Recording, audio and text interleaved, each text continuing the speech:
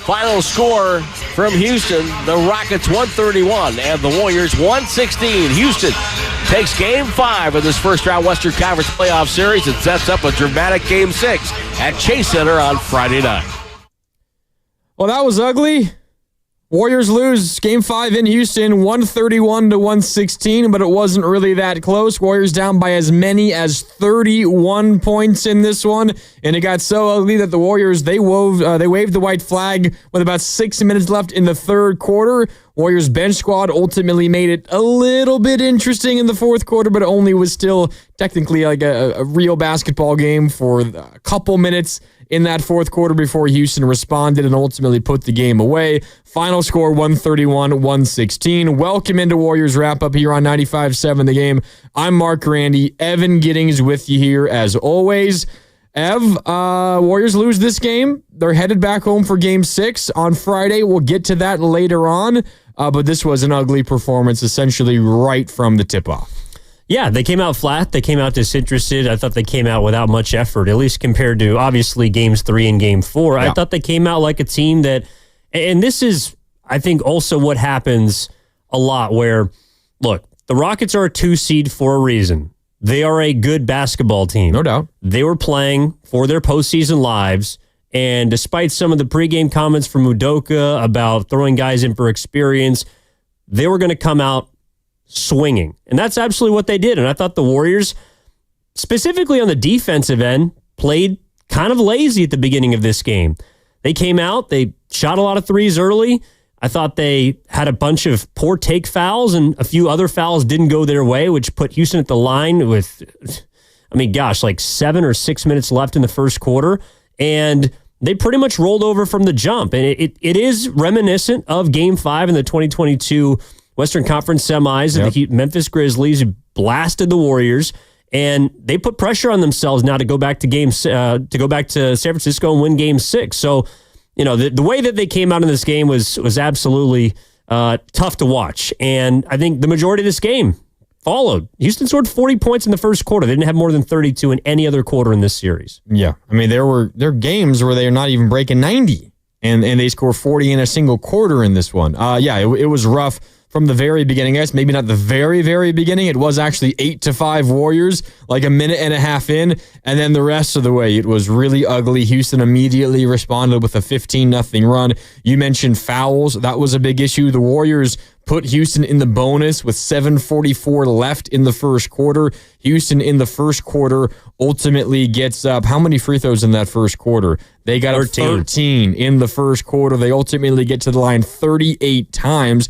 I thought the first quarter was just like nightmare. Everything that the Warriors need to do well, they did poorly. And you look at a couple of key categories, a few key areas. You can't turn the ball over. You can't allow your opponents to get to the free throw line with fouls, and you've got to make your open shots. In the first quarter, the Warriors committed 5 turnovers, on pace for 20. They ultimately turned the ball over 14 times, but 5 in the first quarter turned into 7 Houston points off of turnovers. You committed 9 personal fouls, which led to, as you mentioned, 13 first quarter free throws, all makes by Houston, and then you went just 9 for 22 from the field, including 6 for 16 from deep, which means you were 3 for 6 from 2 in the first quarter, but you missed a number of open three-pointers in that first quarter. If you're turning the ball over, if you're fouling, and you're missing your open shots, it's a recipe for disaster, specifically for this Warrior team.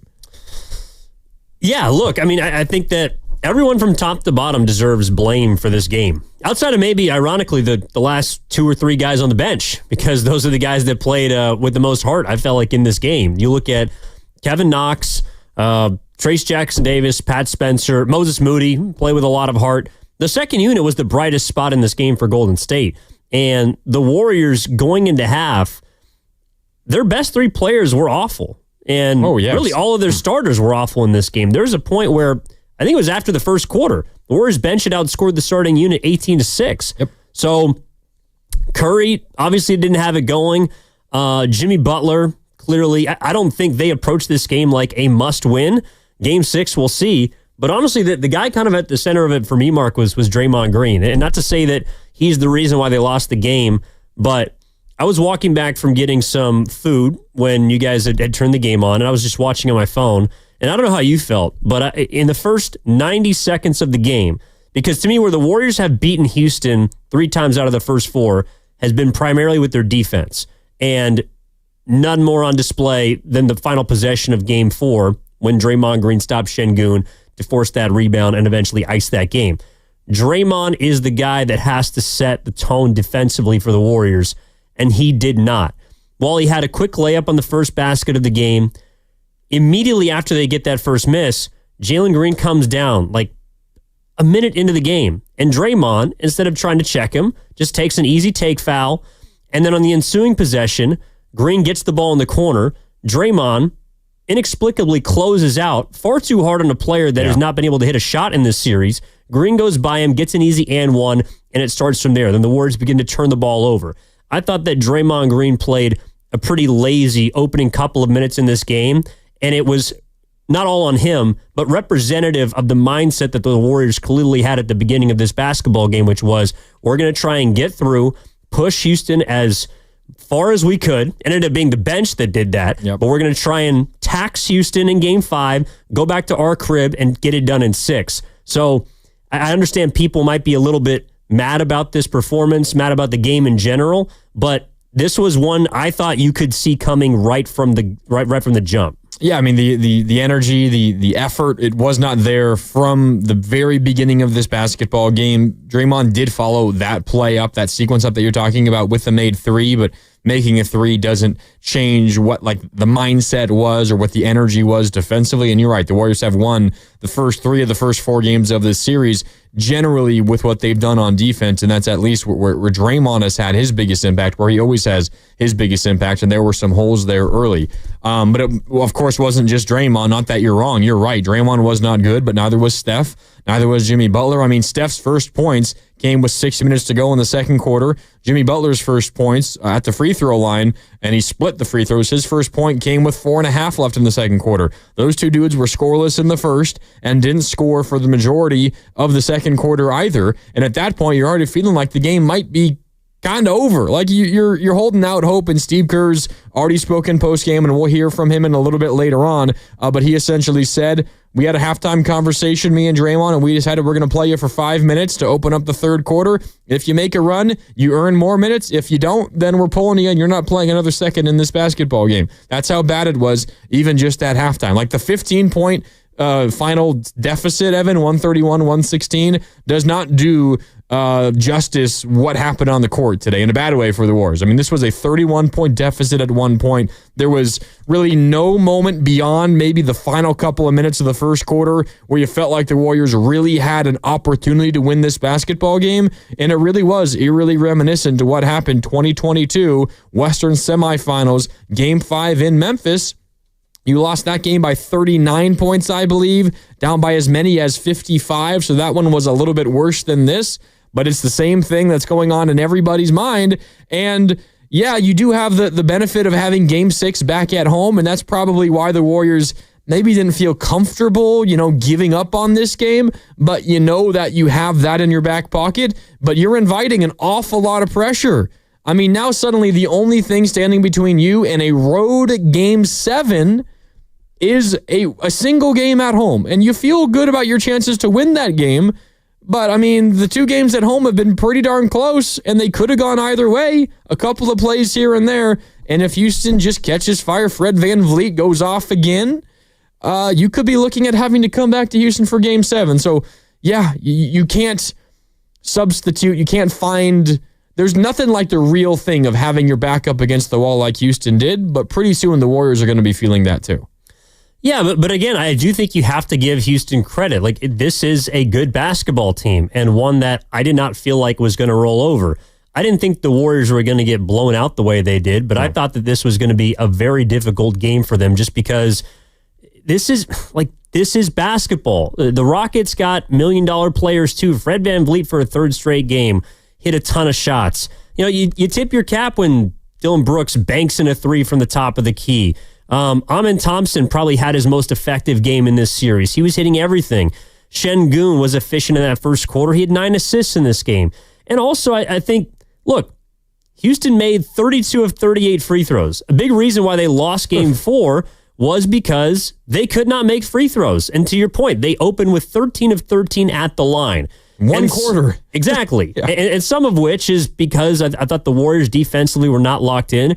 I also don't think it's a coincidence that in Game 4, their best player overall, Draymond, was a plus 17 tonight. He was a game worst minus 29. You know, and again, it's not all on him. It's on all of them. But I just don't think it's a coincidence that the Warriors defensively came out so flat and it bled over to the other side of the court. When you give the Rockets opportunities, they're going to get out and run. And for this team to score 131 points, I realize that it's not the 140 or, I don't know, 150 that Memphis scored a couple of years ago. 134 to 95 was the score there. But for a team that does not score points whatsoever and has averaged probably less than 100, it feels like, during this series so far, 131, it might as well be. It might as well have been 150. Yeah. Yeah. I mean, this is an offensively challenged Houston team. I mean, they shot lights out, and some of it is just, you know, tip your cap, good offense beats good defense, but you're right, from the jump, you could even see a lot of the mistakes defensively for the Warriors. I mean, Houston shoots 55% from the field, 43% from downtown, 84% from the free throw line on 38 attempts. It was worse in the first half. In the first half, Houston's numbers were 69.4% from the field and 60% from deep. And really, I mean, you can kind of throw out all the stats for the second half. Like, this game was decided in the first half. Everything that happened in the second half kind of just makes it look a little nicer for the Warriors. But the first half was just absolutely dreadful. Again, 69.4% shooting for the Rockets to 35.6% for the Warriors. Warriors actually made more threes than Houston did, but for the love of God, they put up nearly double as well. They put up 29 threes in the first half on 45 field goal attempts. That means from 2, they were 6 for 16, which also isn't great, but they put up so many dang threes, they didn't really give themselves a chance. Tried to get the ball going down low. But I guess in a game like this, when you're going up against a really tall Houston team and you don't have anything working offensively, maybe you just pray that Steph catches fire and maybe he leads you to a victory. But at that point, it was too little too late, and you had already lost this game. Speaking of the Warriors' offense, Evan, there was one point in the second quarter. The Warriors went scoreless on 12 straight possessions. 12 straight possessions without a point. You know how difficult that is? Like, to actually have that happen. And Houston is a really good defense, not taking anything away from them. 12 straight possessions scoreless. That is, some of it is just Warriors missing shots, and that was part of this, but this also was just clearly a lack of energy and desire, and the Warriors realizing, you know what, even if we lose this game, we got Game 6 at home on Friday. Yeah, and you look at some of the shots they're taking. You know, Buddy Hield 3, followed by, shocker, couple of turnovers. God, there was a defensive 3 seconds call, I think, during that stretch in the second quarter on Draymond. Curry misses a 30-footer. Pod's a 25-footer. Like, they were just lazy during this stretch. And to me, the fact that I do think you have to give Houston some credit as far as, like, they played a lot more zone in this game. They went to the double big lineup a little bit earlier. And I thought that the Warriors just tried to kind of basically cruise. Like, they tried to win this game with the least amount of effort possible. And in a game where your opposition is playing for their life, is at home, and is coming off a game they probably felt like they should have won, but 2 games, to be honest, because you didn't have Jimmy Butler in Game 3, this is something that's going to happen. Now, I also believe the way that the NBA nowadays, 20-point blown leads happen more often than ever, mainly double-digit leads, but 15, 20-point leads aren't what they used to be. I also think games like this should not be taken as a reason to, I don't know, not trust the Warriors or look at them like this isn't a team that can get it done. These games happen specifically when your best players are the age that the Warriors' best players are. You're going to have games where you just don't have it. We've seen that throughout this season where it's like, I can't believe they lost that game, or I can't believe they blew this game. And even with Jimmy Butler, they still have had the San Antonio Spurs at the end of the regular season. They've had games where they have played awful and they've got beaten in situations where we feel like they shouldn't have. But it doesn't mean they can't respond in Game 6 and play a much better game, take care of Houston, and move on to the second round. So I would not look at this game as a massive alarm going off. I just look at it as a perfect storm for the Houston Rockets.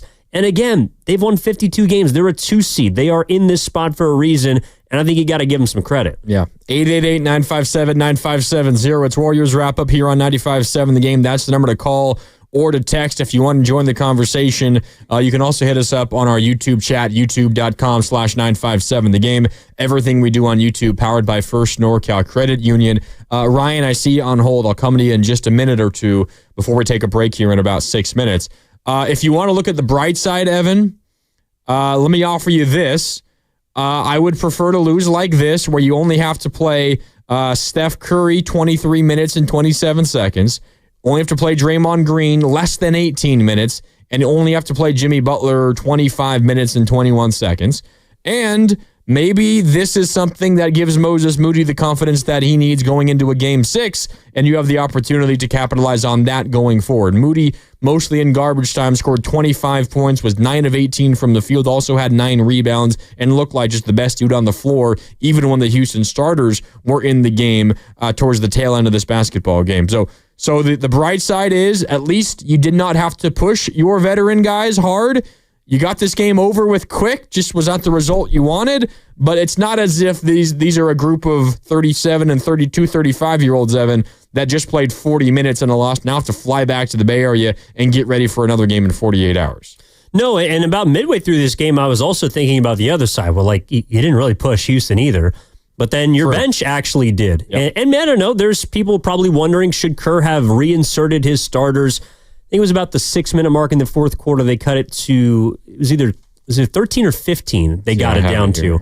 But they got it within reach. Got down to 14 with 5.5 left. Okay, so down to 14 with 5.5 left. And the question was, do you put your starters back in? According to Anthony Slater, Steph Curry took his ankle braces off and then went back to the locker room to get them back on. Like, we were watching the game together, and I noticed that the starters were not on the bench. And at first I thought it was because, they're in the locker room getting treatment, but maybe it's because they're actually getting ready to come back in the game.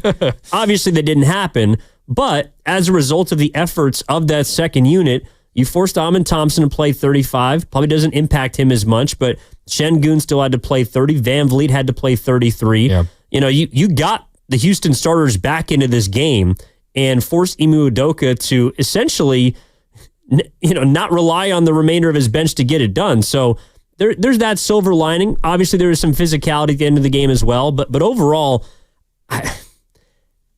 I can't look at this game, especially the Warriors' most important players, and say that this is something that's going to take a hit to their confidence. It's not a great result. It's not a perfect result whatsoever. Yeah. But I don't think it's something that's going to shatter this team and necessarily give any more life to Houston than they already would have had by being a team that's 22 games over 500. No, I mean, the Warriors could lose this game by 80 and it wouldn't impact their confidence. Maybe it impacts Houston's belief in themselves, but I think ultimately the Warriors don't really care that much about the way Houston feels. They're so confident in their own process that it just matters the way that they feel. And I don't think any result in this game, aside from maybe a catastrophic injury, and of course, knock on wood, seems like everybody got through this game healthy. I don't think anything beyond that was going to really impact the Warriors here. 888-957-9570. Let's go out to Ryan. Ryan's in the 408. Ryan, what's up? You're on Warriors Wrap Up. It's Evan and Grandy with you. How you doing? I'm doing good, guys. Thanks for taking my call. Yes, sir. I guess I had a few points, if you guys will bear with me. I don't think it's great for the Warriors because they do need rest. And, even if they were to win on Friday, they're going to be more taxed going into the rest of the playoffs. Second of all, I don't understand why Moody is so passive when he's playing with the starters when he clearly is capable of so much more on offense. He was playing out of his mind when he was in the garbage minutes.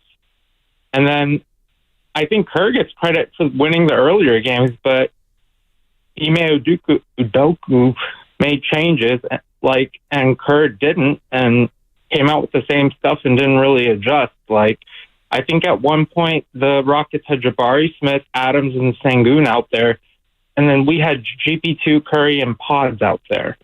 I don't know how that's going to work. That's not what the Rockets were doing initially. So I'm hoping that they make some adjustments. Like, I don't think a win is guaranteed if you just come out with the same stuff. Yeah. Because the Rockets didn't do the same stuff. Absolutely, Ryan. I mean, a win is not guaranteed. I mean, if anything, through the first 4 games before today, is very obvious is that these are two pretty evenly matched teams, and the Warriors have just won the games in crunch time. Now, I will say, Ryan, and again, we appreciate the call, the Rockets have used that triple big lineup in every game so far this series. Jabari Smith, along with Şengün and Steven Adams, and the Warriors haven't really changed the way that they have gone about defending that. It didn't work as well today. I would argue, Evan, today it was just simply the Warriors players weren't anywhere near as good as they had been the first 4 games of the series. No, it just didn't matter. And look, I actually don't think that either of these two teams have made massive adjustments over the course of this series. And yeah, there's been, all right, who are you going to put Şengün on? Steve Kerr obviously changed his starting lineup as a result of that. But both of these teams, it's just come down to who's played tougher. And the Warriors, the last 2 games at home, one of which without their top 2 players, they played tougher than Houston. And that's why they got a 3-1 lead. They earned the right, in a way, to have a game like this. Or they protected themselves, I should say, for a game like this. And that's why you had to get greedy in those 2 games. You know, they weren't must-wins, but you now have the ability to sustain a loss like this, come back at home, and still get it done with a chance to get a couple of days of rest if you can close it out between now and the conference semis. Yeah, now you should be Laker fans tonight, Warrior fans, because if the Minnesota Timberwolves win today in LA, that series is over, and they will be awaiting the winner of Warriors versus Rockets, who have to play at least one more game on Friday. And right now, with 8:41 to go in the first half in LA, it is a narrow 4-point lead for the T-Wolves. We'll keep you updated on that score throughout the night here on Warriors Wrap-Up. Okay, Alan, I see you on hold. We will get to you when we come back. We got to take a quick break. When we return, we're going out to your phone calls, 888-957-9570. Warriors lose today in Game 5 in Houston, 131-116. It wasn't even that close, down by as many as 31 points in this game, and this one felt over at halftime. We're back with more Warriors Wrap-Up. Evan Giddings, Mark Randy with you next on 95.7 The Game.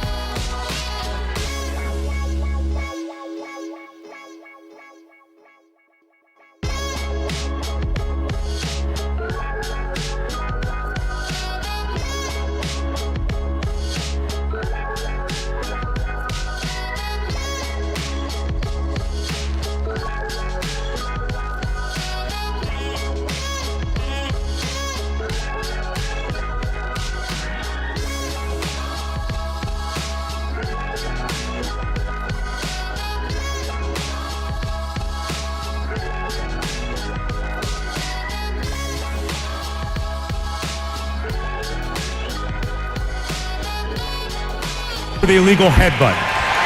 One shot for the technical, and then free throws off the penalty. Well, Zach Zarba misspoke. He said Cam Spencer. We're giving Zach a T, too. Yeah. Cam Spencer plays for the Memphis Grizzlies. Yes, he does. Now back to Warriors Wrap Up on 95.7 The Game. Yeah, Pat Spencer's so good that he headbutts Alperen Şengün and doesn't even get a tech for it. His brother does. What can't this guy do? So I want to check this because Cam Spencer has been ejected from a game this year, the game against Phoenix when he was going at it with Kevin Durant. Yeah, I remember that. I wonder if Zarba was the referee in that game and had to deliver that same call. And so that's why the name Cam was actually at top of mind. But that was probably the funniest part of today's game. Oh, by far. Yeah, there wasn't a whole lot of comedy going on the Golden State side. And it was kind of less funny, I guess, unless you're a Rockets fan, lead up to that moment because the Warriors had 4 looks at the basket. And this was when the game was like the most competitive, aside from the first 5 minutes of the basketball game. The Warriors bench led a really, really good, strong stretch, so much to the point where Ime Udoka had to bring in his starters, and the Warriors had 4 looks at the rim. They missed them all, but they kept getting the offensive rebounds. Ultimately, Braxton Key, who you haven't seen play a lot of basketball for the Golden State Warriors yet, although in the G League, an amazing defender. He missed, unfortunately, a wide-open layup. And then Dillon Brooks came down with the rebound. As Dillon Brooks corrals the board, Pat Spencer gives him just a little bit of a push in the back, and I think Dillon sells it, and he falls out of bounds. They call a foul, whatever. I mean, he shoved him. He shoved him, but it probably a little bit of a sell job there by Dillon Brooks. Anyway, a foul, and rightly so a foul. Şengün takes offense. He stands up to defend Dillon Brooks and gets in the face of Pat Spencer. Pat Spencer doesn't shy away, and as he kind of gives Şengün, they call it a headbutt. It was. He headbutted him. It was a light headbutt, but he did make contact with his head. Yes, it was a headbutt by definition. Not like it was an incredibly vicious one. As that happens, TJD runs in and gives Şengün like a forearm to the neck area. And that was the chippiest this game got. And it was Pat Spencer and TJD in the middle of it against Dillon Brooks and Alperen Şengün. Yeah, I mean, I think if you're a Warriors fan, you probably like the fact that that was the most fired up that team was tonight. I mean, I thought it was ironic that Trace Jackson-Davis and Pat Spencer, who are the players that it feels like, maybe at least as far as the rotational guys are on the outside looking in the most, are the two that refuse to get punked by Houston tonight. And Spencer also, by the way, when he shoved Dillon Brooks, he immediately turned around and walked away. Oh, yeah. He didn't want to get in the thick of things, and Şengün ran up on him, and he headbutted him.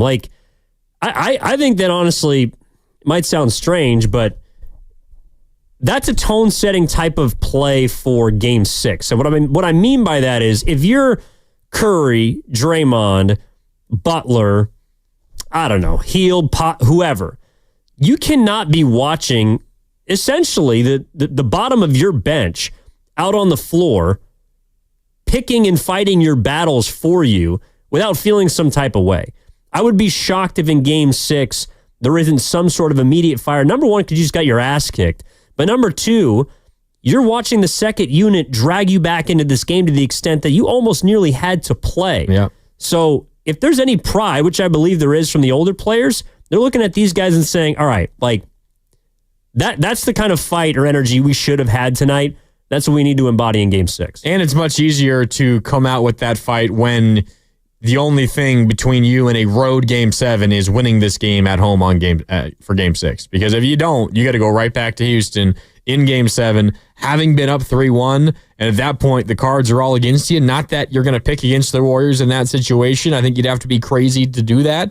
But that's not an ideal situation by any stretch of the imagination. But I think a lot of us felt before the series began, Warriors in 6 felt like the most likely outcome, and the Warriors now headed back home, up 3-2, with an opportunity to close it out at home. It's kind of like, remember how we felt after the gauntlet towards the end of the regular season when they won in Memphis, they won in LA versus the Lakers, they beat Denver at home, then they lost to Houston. If you had asked most Warrior fans before that 4-game stretch, would you take 3-1? most Warrior fans would say, yes, of course. But then you get through the first 3 games having won all of them, and then you lose in kind of a disheartening way in the 4th game, and you feel kind of like, what happened in that 4th game? They could have went 4-0. Now I feel frustrated. 3-1 doesn't feel good. That's kind of how this 3-2 game lead for the Warriors feels right now, because you had an opportunity to close it out on the road in game number 5. You don't do it. Now you got to go back home for game number 6. But we shall see. Warriors in 6 is still very much a possibility. 888-957-9570. Up next is Alan in San Jose. Alan, what's up? You're on Warriors Wrap-Up. It's Evan and Grandy with you. How you doing, Alan? Doing well. Thanks, guys. Yes, sir. What do you got in your mind? I just think when they come back, they'll bounce off back and just get this done and take it home. Game 6. I like your confidence, Alan.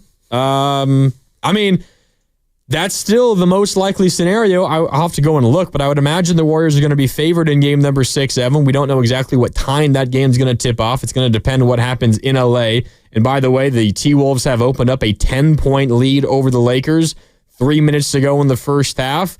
If that result holds, Evan, it's not good news for the Warriors, not necessarily for the rest of this series, but it means if you do get out of this series, you'd have to take on Minnesota, who's a little bit more rested whenever that series begins. Yeah, I mean, that obviously plays a factor for an older team, but look, if the Warriors were that much better than the Rockets, I think they would have won tonight. But you have to give Houston credit. They are a very good basketball team. And it might set the Warriors up for a slow start in the second round series. But if they lose in the future, if they lose at any point during the playoffs, I believe it's going to be because they were not the better team. That's why I feel confident that they'll win Game 6 or win this series in general. And I have from the start because I believe that they're a better team than the Houston Rockets. And I also think they know that. One thing that I think is fair, and maybe we can throw this out to the listeners at 888-957-9570, is if the Warriors, we can agree that they weren't focused at the beginning of this game. Mm-hmm. The starters weren't focused for the entirety of this game, to be honest. That's why they got their ass whooped. If they felt like Houston was, I don't know if beneath them is the word, but inferior to them to the point where they kind of just mailed it in tonight, honestly. So they feel so confident in Game 6. They felt so confident that they could go back home and win Game 6. Why not just do it in Game 5 and get it over with? And again, they did this during their championship run. I think these are two very different teams. But they did do it during the championship run. It worked out. That was also in the second round, not the first round. But, I mean, you are playing with fire a little bit, and I think it's fair to ask fans what they feel about that. Like, if the Warriors, if you're feeling so confident now about Warriors in 6 or whatever it is, and this team is superior to Houston in every single way, and they sort of played like they knew that tonight, then why not just get it done in Houston? Yep, I had the same exact thought. If you're the easy way to explain, not necessarily like the loss, but the effort that the Warriors put forth, is they feel so incredibly confident in their abilities to win on their home floor. And by extension, you feel confident that you are better than this Houston team, so why not close it out in 5 instead of 6? I mean, you know what's better than Warriors in 6 is Warriors in 5. Then you don't even have to worry about what happens on the other half of the bracket, because you, at the very worst, would go into that next round with the same amount of rest as Minnesota, or if LA wins, you have so much more rest than them. I think the benefit of, I don't know, not going full bore for this game isn't worth the risk of what it might mean, because now you're setting yourself up, one, for a much more difficult situation in Game 6. And even if you do win that game in Game 6, you're looking at having to then gear up for the next series, I think, in a shorter amount of time and not being as physically ready for it. I think it's because they can't. I don't look at this game like... They can't what? Summon that level just because that this was a big game for them doesn't mean that they can just go out and do it. Like, they played 2 extremely physically and mentally taxing games to get this 3-1 lead. That comes at a price, and I think that price was tonight. Combined with the fact that Houston obviously shot a lot better from the floor, from the three-point line, from the free throw line. Like, last game, they shot over 40%, I think, from three, but the majority of that was because of Fred VanVleet. Tonight, everybody was hitting shots. I mean, Dylan Brooks was hitting threes. He was great. Guys on their bench were knocking down shots. Brooks was hitting tough twos, like fadeaways. Şengün even had a couple of pull-ups. Like, they were getting whatever they wanted. And offensively, they looked, I thought, undisturbed by what the Warriors tried to do defensively. And again, I think it's because, one, they thought that they could try and get by and get a win in this game without effort. But I think that that's a result of how much they did try to chase the last two games to put themselves in this position. So I don't look at it like, I don't know, the Warriors just threw this game and they could have done it tonight. No, with the way that Houston played, I'm sorry. I do not think even if the Warriors, quote unquote, went for it and tried to chase this game, which Steve Kerr admitted they didn't necessarily do after half, I don't think they would have got it. How much of the way... It's the reason why I thought Houston was going to win this game tonight. How much of the way Houston played, though, was a result of maybe the Warriors' lack of effort and energy and enthusiasm? I mean, you pointed out some of the Draymond mistakes offensively very early in the game. I mean, some of it was just great Houston shot making, but this also was a pretty bad Warriors defensive effort. Yeah, but remember in, game one, they went down 18-5 out of the gate. Like, Houston's had these kinds of starts before where they've gotten in the Warriors' jersey and they have made things really difficult for them defensively. But the Warriors have found ways to respond. And tonight, I thought that they rolled over. One, because, yeah, sure, this game isn't as important. But number two, they're like, God, like, we have just expended ourselves for the last two games. Curry, by the way, another not so great performance tonight after not having a great game 4. I think he looked a little tired tonight. Draymond Green obviously was tired after the defensive clinic that he put on in game 4. And it might sound like an excuse to a lot of people, but when your best players are 37 and 35, fatigue is a factor. And so I think they felt like midway through this game, which is also a reason why I think, and we'll hear from Steve Kerr in a little bit, but it's leaked out that he spoke to Draymond Green at half and asked him what he wanted to do. Yeah. I think that's indicative of Kerr checking in on both, the wellness of the team and, the heartbeat, what and whatnot, but also just like the overall stamina of this group. And when Draymond says, give us 5 minutes, not, like, no, come on, like we're still in this game. I think it means that they were expended. Yeah. And it happened very quickly. 888-957-9570. Warrior fans worried after game 5, or is this just a game Warriors felt like they didn't have to have? They'll come back home game 6 and take care of business. And even if they do take care of business in game 6, does this make the future series, whether it's against the T-Wolves or the Lakers, does it make it any more difficult? Or what did tonight's loss cost the Warriors? Is it just a simple, you got to delay celebrating a round 1 win for a couple of days, or is there something more than that? You can let us know, 888-957-9570, and keeping an eye on the Minnesota and Lakers Game 5 in LA. Minnesota 3-1 lead, so that means if they win this, the series is over. The T-Wolves currently have an 8-point lead, final 60 seconds of the first half. Luka is headed to the free throw line. We will keep you updated on that game throughout the night here on Warriors Wrap-Up. Yeah, you're right. And I also think like a loss is a loss, like a 1-point loss or a 50-point loss, like it counts the same. There is, in terms of like how the series looks, in terms of the games, like you lose by 1, you lose by 50, it's still a 3-2 Warriors lead going back to San Francisco for game 6.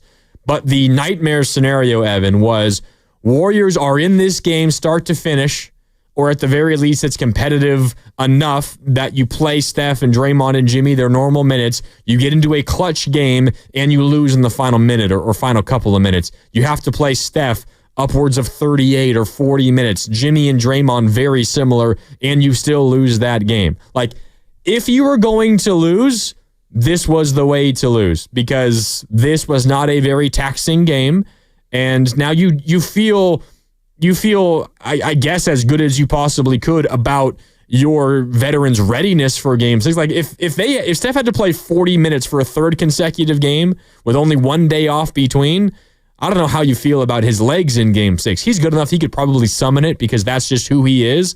But I feel a little bit more confidence that we're going to see a better Steph because he only played 23 and a half minutes today. Yeah, I mean, and look, he's probably going to have to do that.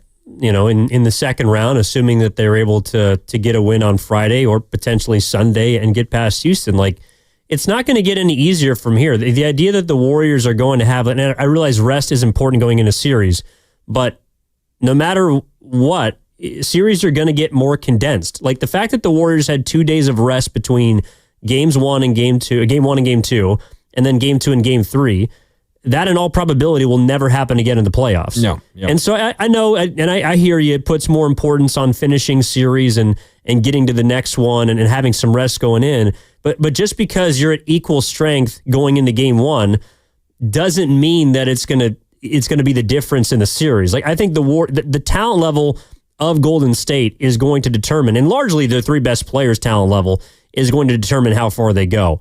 And tonight, they were in a bad spot. Houston played with their hair on fire. You just got to try and shrug this one off. And I don't think it's going to worry the Warriors one sec moving forward. Yeah. 888-957-9570. It's Warriors wrap up here on 95.7 The Game. Warriors fall to the Rockets in Game 5, 131-116. The final. That means we got a Game 6 back here in San Francisco on Friday. Let's go out to the phone lines here. Again, 888-957-9570. Alex is in Oakland. Alex, what's up? You're on Warriors wrap up. How you doing? I'm all right, man. What's up, fellas? So I've been saying all season, I call, Stunny and them sometime during the day in the morning time. And what I've been saying all season is he needs to play more of the young players. I don't care how you slice or dice it. He needs to play more players. Talking about Steve Kerr. All tonight showed me was what I've been saying was correct. If they hadn't been down by 30, they would have came back and won this game. I'm not saying I don't have trust in Jimmy, Draymond, and Curry, but if you play your young players a little more, you see how they're playing. That was against Houston starters that they came back on. Hey, Alex, the starters. I hear you, Alex. What young players are you talking about? Who do you want to see play more? I want to see how they started the season. Put more players in rotation. More other players that's under 30.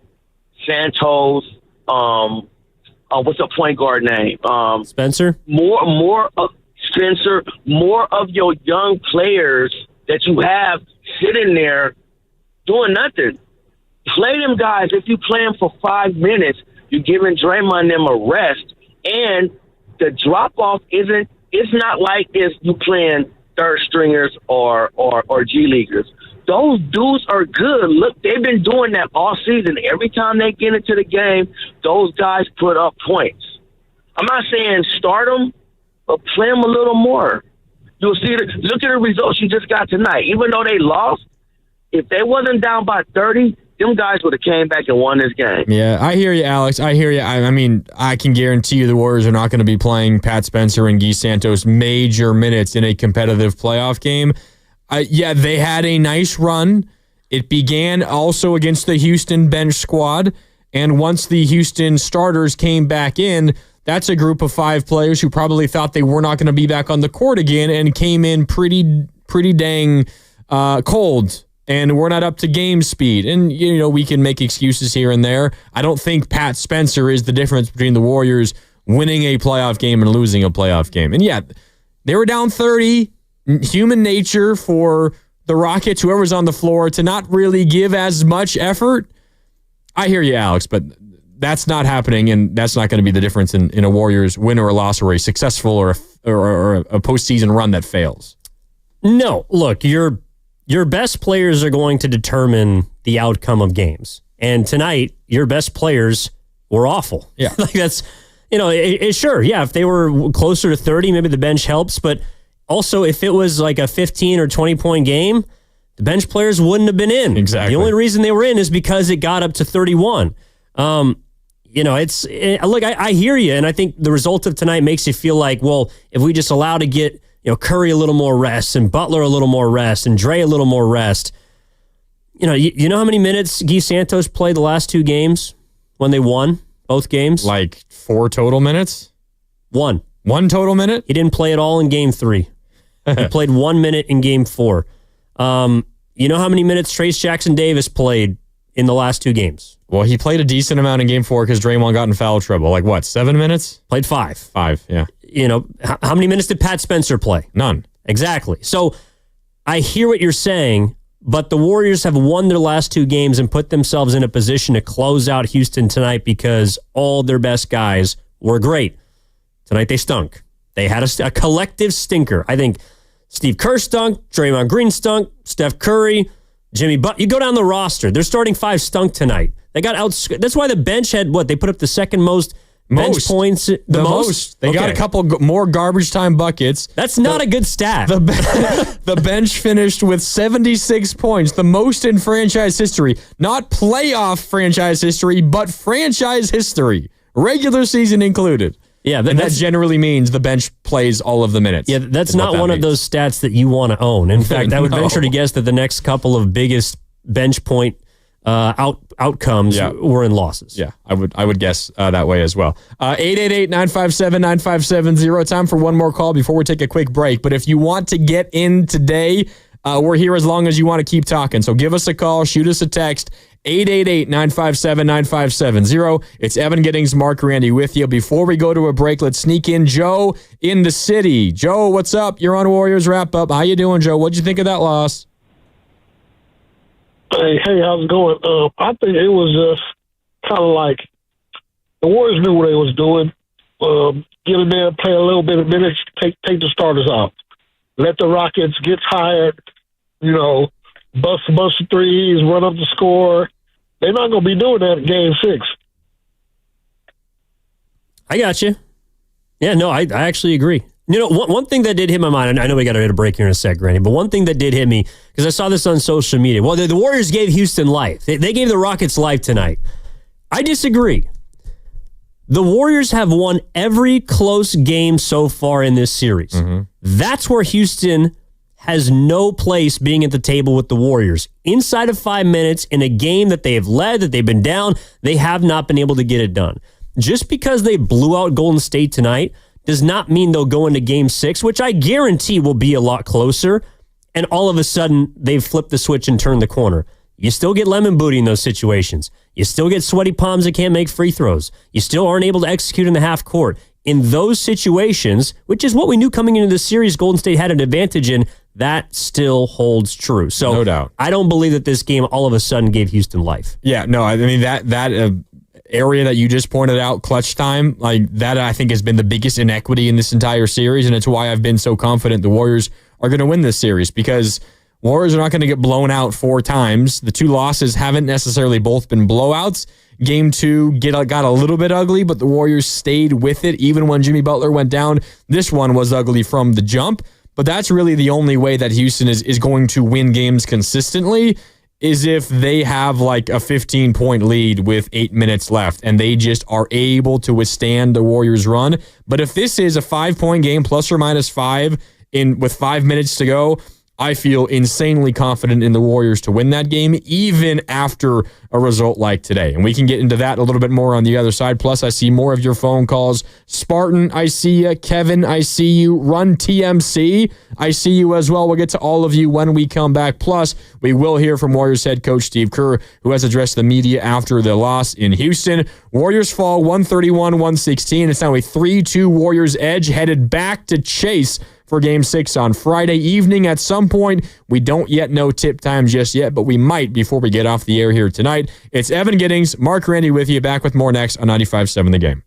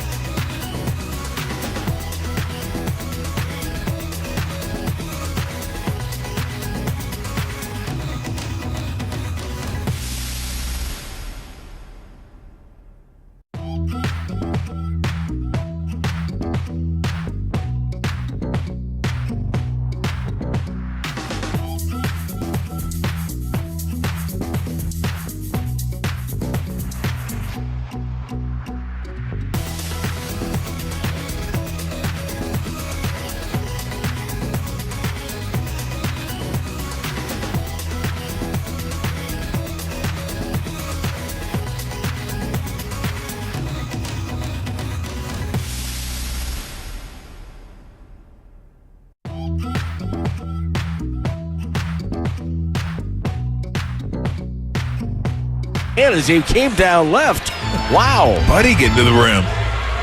That was like Connie Hawkins' Dr. J line. That was impressive. Now back to Warriors Wrap Up on 95.7 The Game. That was one of the few highlights in this game made by a starter. Yeah, Buddy scored 4 points, and it was on consecutive possessions. It was. Layups. Yeah.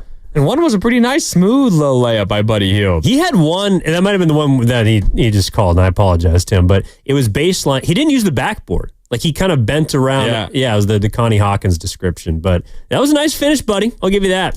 He did miss, everyone missed. 2 for 6 from the field, 0 for 2 from deep for Buddy. Everyone missed. I want to say the Warriors is when they cut it. I don't know if it was 14 or 16, but he had a 3 in the corner during that run that would have made it like, okay, like maybe we got some action here in the fourth quarter. Well, he had to come in because Pat Spencer got ejected. He did. He was the one. He was running point.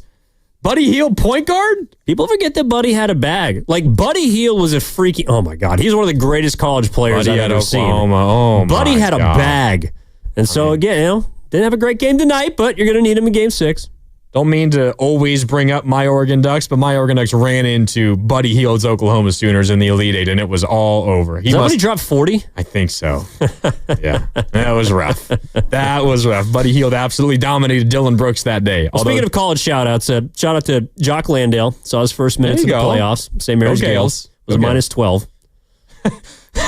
TJD and Kevon Looney scored on him, I'm pretty sure. That's not the best thing going for a big tough couple of minutes for Jock and the Gales tonight. But his team got the win. Rockets win 131-116. The final, it was not that close. Warriors down by as many as 31. If it was not for a bench mob led by Moses Moody, Pat Spencer, Guy Santos, Trace Jackson Davis, and Braxton Key, this game might have been a 40-point loss. So it was a good showing by the Warriors bench squad, but the 15-point loss ultimately does not do the Rockets' effort justice in this game. And the Warriors, they're headed back to San Francisco, as they would have been no matter what, but they're bringing the Rockets with them because the Rockets win and they force a Game 6. Real quick, before you get out to the phones, I just find it funny that this is the first game in the series in which the Warriors out-rebounded the Rockets. Wow, but it was dominant too, wasn't it? Yeah, they're plus 10 overall on the boards. They had 25 offensive rebounds in this game. Well, like half of them were on one possession. Yeah, that's true. That then resulted in that scuffle where Pat Spencer got ejected. But I think we found the key. Just lose the rebounding battle, you'll win games. You lose the rebounding battle, you're 3-1. You win it, you're 0-1. Yeah. There we go. That is the key to series. Just don't rebound the ball at all, and you'll be fine.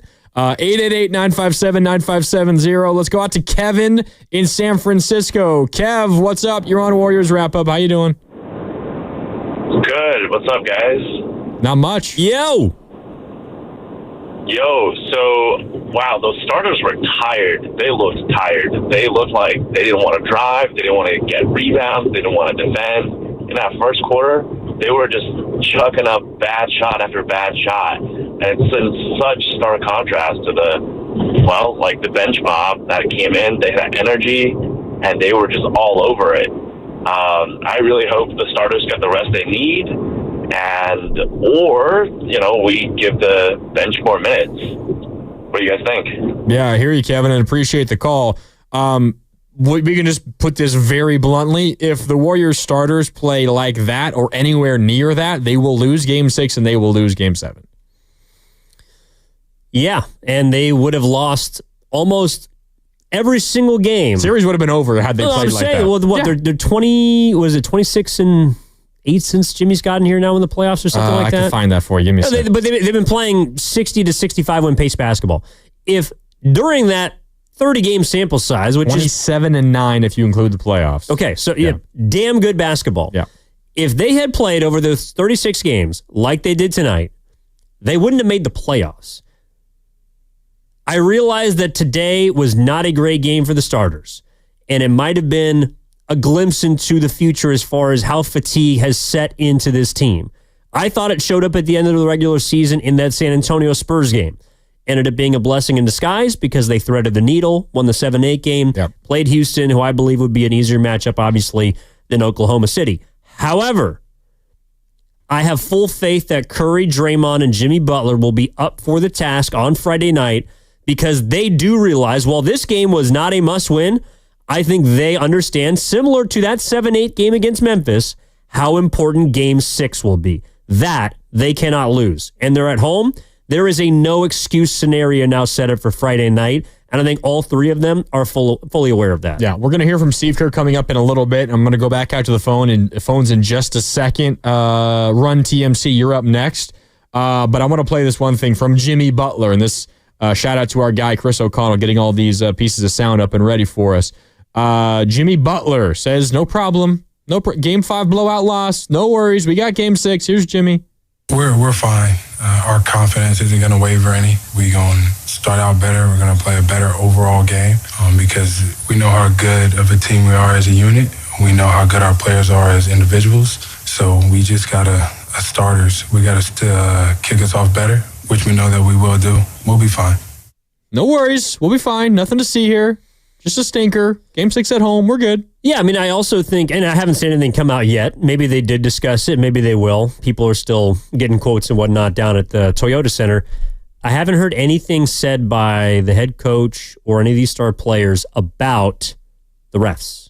That was also something that was consistent on social media. Well, Warriors didn't take a free throw in the first quarter. Houston took 13. The Rockets obviously ended up taking 36 free throws. The Warriors didn't get to the line nearly as much. 38, actually. 38. Yeah, they made 34 of them. That's not why they lost this game. Absolutely. The referees, the officials are not why the Warriors lost this game. To me, Jimmy Butler, the tone or the tenor of that quote, along with the confidence that it sounds like he has for Game 6, is why they lost this game. The starting unit stunk tonight. They were absolutely horrible, and the defensive intensity was not there. Shot making obviously wasn't there. They didn't appear to have the fire that led them to 2 big wins at home. And if they don't have it for Game 6, they might be playing a Game 7. Yeah. If they play like that again, I would be shocked if they're not playing Game 7 back in Houston coming up on Sunday. 888-957-9570. Today's loss, you with Jimmy? No big deal. They got Game 6 at home, or are you a little bit concerned after this loss, rough loss? They lose by 15, but it was bad. It was way worse than that, down by as many as 31 points. Let's go back out to the phone lines. Again, 888-957-9570. Run TMC's on the 101. What's up, Run TMC? What do you think? Hey, fellas. How's it going? Doing all right, man. First things first, let's be clear. Lacob told him to lose because he needs the Game 6 revenue. All right? Let's just go there, right? Secondly, I didn't get a chance to watch 1 second of this game. Had to do other things. Could not pull out a phone to check scores, right? But I already knew I would have been shocked if they won this game, and I would have thought, okay, Curry had to hit like 15 threes to get this win, right? I looked at this. Look, they got totally spent games 3 and 4. They just kind of cakewalked through this and said, we'll give it a shot. If the shots aren't falling, we're going to call it a day, right? And so they got an opportunity to rest. Everything's being put, the kitchen sink, towards winning Game 6. The only thing that concerns me about Game 6 is Houston has nothing to lose. I have a feeling someone's going to take a cheap shot at either Curry or Draymond and try and get a suspension, and that's what worries me. Houston's going to try and put their own kitchen sink and say, what the hell? If it means getting Brooks suspended, getting Tari Eason suspended just to get Curry or Draymond out, they'll do it. So that's the only thing that would worry me, but I'm pretty positive they're going to take Game 6. Yeah, I hear you, Run TMC. I like your confidence there, and I don't think you're necessarily that far off in saying the Warriors are putting all their eggs in the Game 6 basket. The way that they came out and played today makes it feel that way. And Warriors are favored. I looked at it. They open as a 5-point favorite in game number 6. If you partake or believe in those things or care what Vegas thinks, doesn't really mean all that much, but the Warriors are favored to win. I will just say, if you're putting all your eggs in a single game basket, you're opening yourself up to variability. You're opening yourself up to one player catching fire, going for 38 points like Jalen Green did in Game 2, and you're just one hot stretch away from being out of the game and then having to play a Game 7 on the road. It's why I was so deathly afraid of the play-in tournament, because who the hell knows what's going to happen over one game. The variability in just one game is something scary to deal with. It's why I think most of us felt so much more confidence in the Warriors over the course of a series versus almost any opponent than in a single game versus maybe a lesser opponent, because one player catches fire, that could be it, and your season could be over.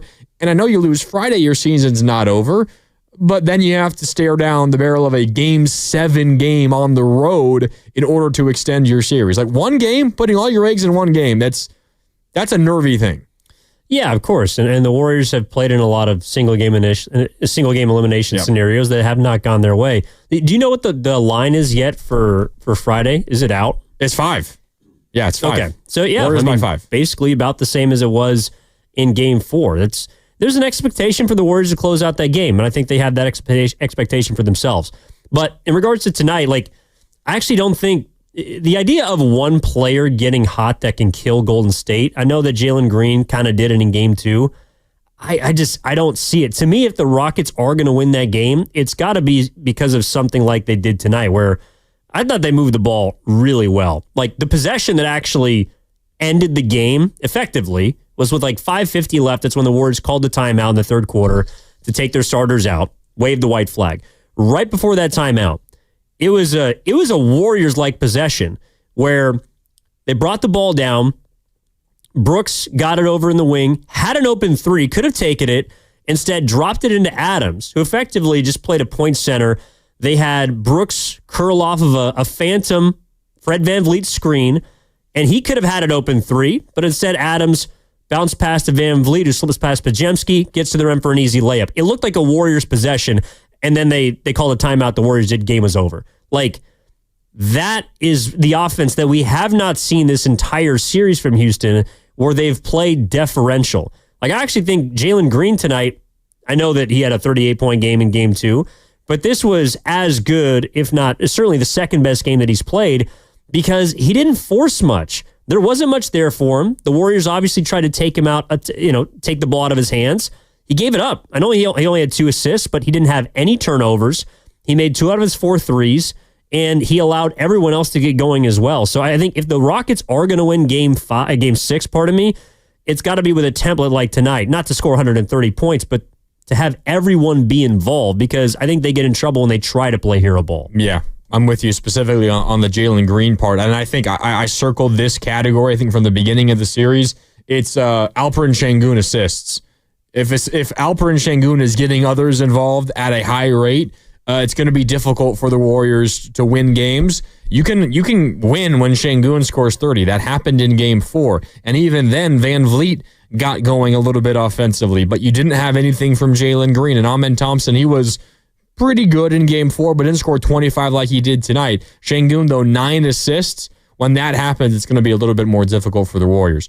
Back out to the phones we go. 888-957-9570. Spartan Paul is in San Jose, and he's up next. What's up, Sparty? You're on Warriors Wrap-Up. How you doing? Yeah, I'm doing great, man, just like the Warriors are doing. These guys, any of you guys out there, I was a salesman on quota for 40 years on the streets.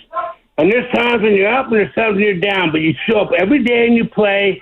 And anybody that's worrying or complaining because they didn't put in 100% effort today, look yourself in the mirror and tell me when was the last time you put in 100% 5 days a week, 40 hours a week, and it still comes out. It's usually 50 hours a week. They're right where they got them right where they want them, man. They showed up, they suited up. Every now and then you take a day off and slow down. I mean, nobody goes through life 100% every day. They have them right where they want them. I feel so good about this team. I dig that gray hair and Draymond and Steph, and they're best, man. They're pros. They know what they're doing. Houston basically is Dallas's second little sister. Amen. All right, thanks, Spartan Paul.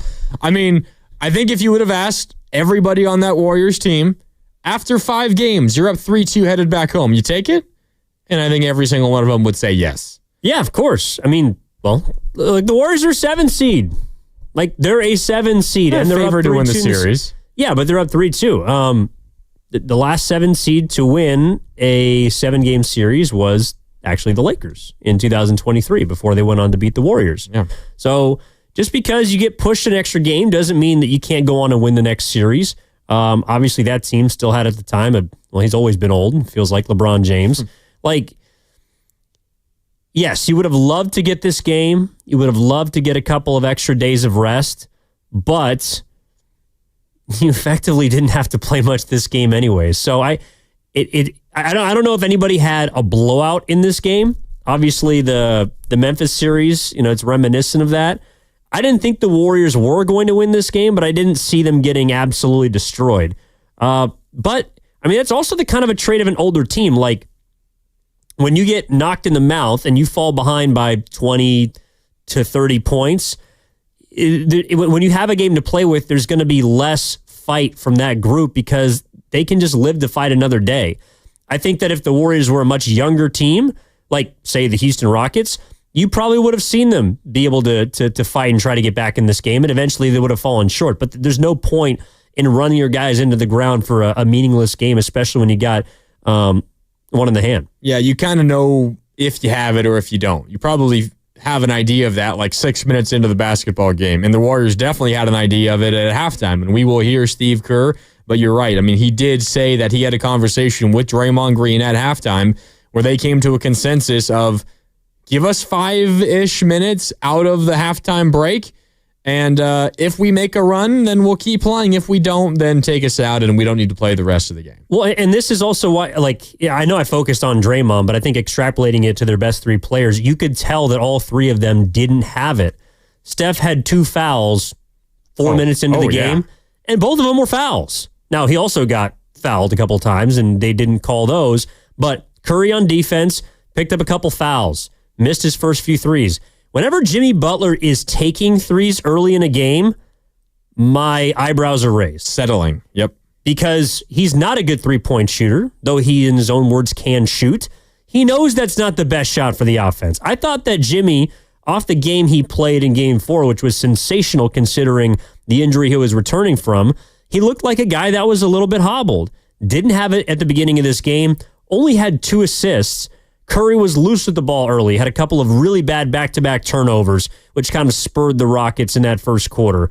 Draymond Green committed a defensive 3-second violation. Like, when does Draymond Green ever do that? Like, there were mental lapses at the beginning of this game from their best 3 players that I think are a result of fatigue, because Steve Kerr, he mentioned this when he gave Curry the night off in the regular season against Milwaukee. Curry's mistakes are heightened when he is tired. Mental exhaustion affects him, and he gets loose with the ball. And not even physical, not even just mentally exhausted. Not physically. I mean, look, he was sloppy in this game. I know he ended up with 7 turnovers, but he didn't shoot it well for a second straight night. Jimmy, I thought, settled for a lot of stuff. He only got to the free throw line 5 times in 25 minutes, and I don't think that was a result of the refs. So all 3 of their best players, they just didn't have it tonight. Yeah. 888-957-9570. Tonight, just, so be it. Game 5 on the road. This was the cherry on top if you won it, but you didn't. We still got the Sunday headed back home for Game 6, or are you concerned? Are you worried that Houston might have found something? Are you worried that even if the Warriors win in Game 6, this is going to make a future series, or series, plural, more difficult, because waiting for you after tonight might be the T-Wolves. They, up 3-1 in the series versus the Lakers, have a 5-point lead right now in LA with 7:22 to go in the third quarter. Back out to the phones we go to Debbie, who's standing by in Oakland. Debbie, you nervous? A little bit. Oh. Why? Can you guys hear me okay? Yeah, we got you, Debbie. Okay, awesome. Love the show. Thank you. Listen to you guys quite frequently, so thanks a lot. Uh-huh. Yeah, I was here. We all were when we were up by 3-1 that season, and LeBron James basically came back and they won the championship. So it happened in our lifetime. So I'm nervous about that. I have the same anxiety. The difference is from then to now is that we have 3 people that were on that team who are still on this team. And I think they're smart enough and talented enough to know how to work through it and get us through to the next round. But it is that, you just never know. We didn't know until after the series ended that Steph Curry was actually really hurt, and he was like, no, we're okay. So when I hear that, I'm like, we'll just see. I'm thankful, though, that we have 3 guys on the team, like I said, that have that experience of losing the 3-1, but hopefully it won't happen this time around. The other thing I think about is they are old by elite standards. But I think about when I was 35 and 37 or even 40, what I was doing at that age. I didn't have half the stuff that they have to keep my health. They get banged up way more than all of us at that age. But I think they have the support team in place to get them through to the next game. And then finally, I do not like Dylan Brooks. I do not like this team. I do not like that coach. And I want to crush them every single game to shut their mouths. But I understand that we can't win, like the other guy said. You can't show up 50, 110% 50 hours, 60 hours a week. I get that. It's just when you're a little vengeful like myself, you want to give it to them and give it to them good.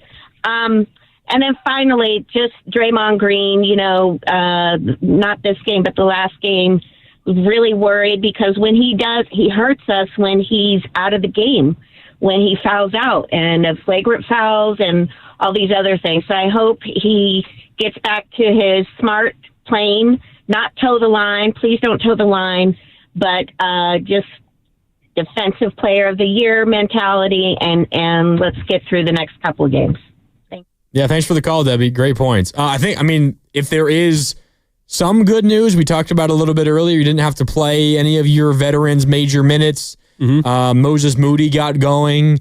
You forced Ime Udoka's hands, and the Rockets starters had to come back in and play heavier minutes, although they were not like crazy important minutes, but they played more. Another one is Draymond Green did not pick up any technical foul points or flagrant foul points in this game. So you're a little less concerned about him potentially being ejected or suspended. Yeah, I think at the beginning of this game, you told me that Pat Spencer was going to be the one that gets ejected. Or sorry, Cam.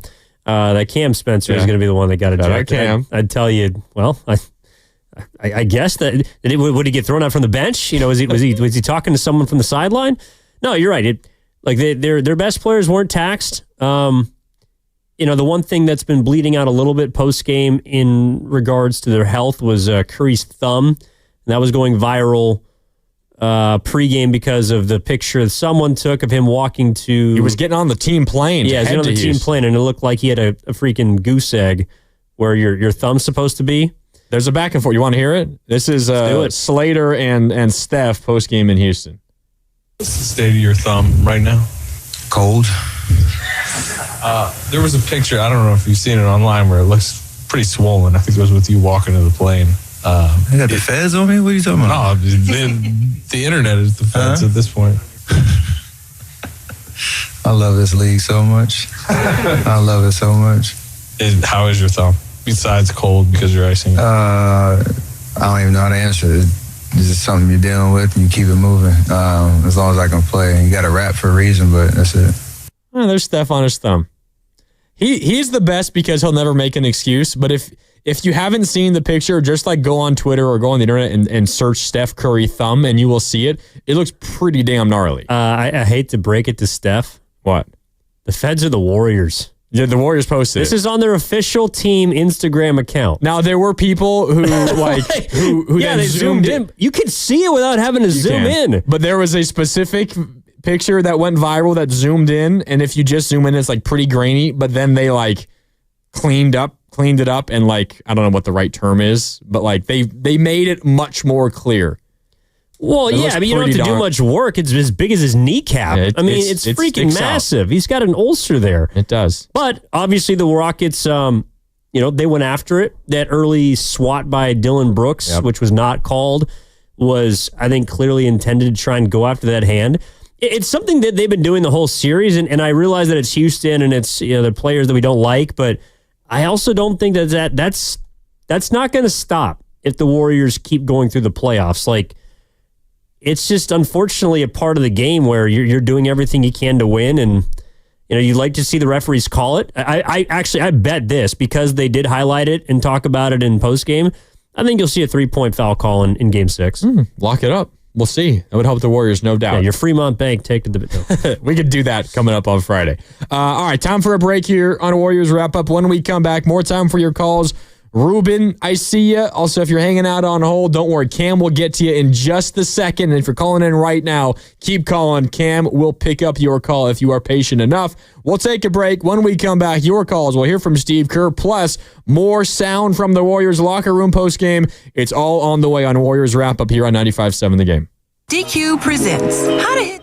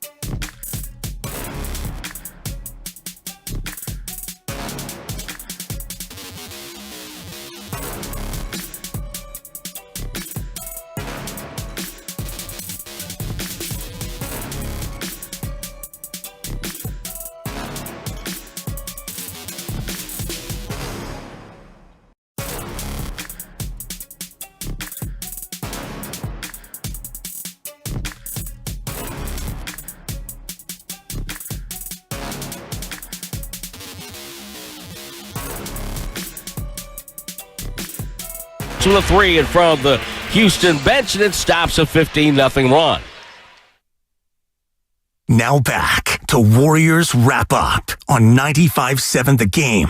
Yeah, welcome back. Evan Giddings, Mark Randy with you here on 95.7 The Game as the Dubs fall in Game 5 in Houston, 131-116 the final, but this game wasn't even that close. The Warriors down by as many as 31. It was the bench mob that led the Warriors back and made it somewhat respectable, but ultimately a loss is a loss, whether it's by a point, whether it's by 50 points, and we're headed back to San Francisco for Game 6 coming up on Friday night. The timing is going to depend on the results of the game going on down in LA right now. And currently, late third quarter, 2:50 to go in the third. It is a 2-point Minnesota lead.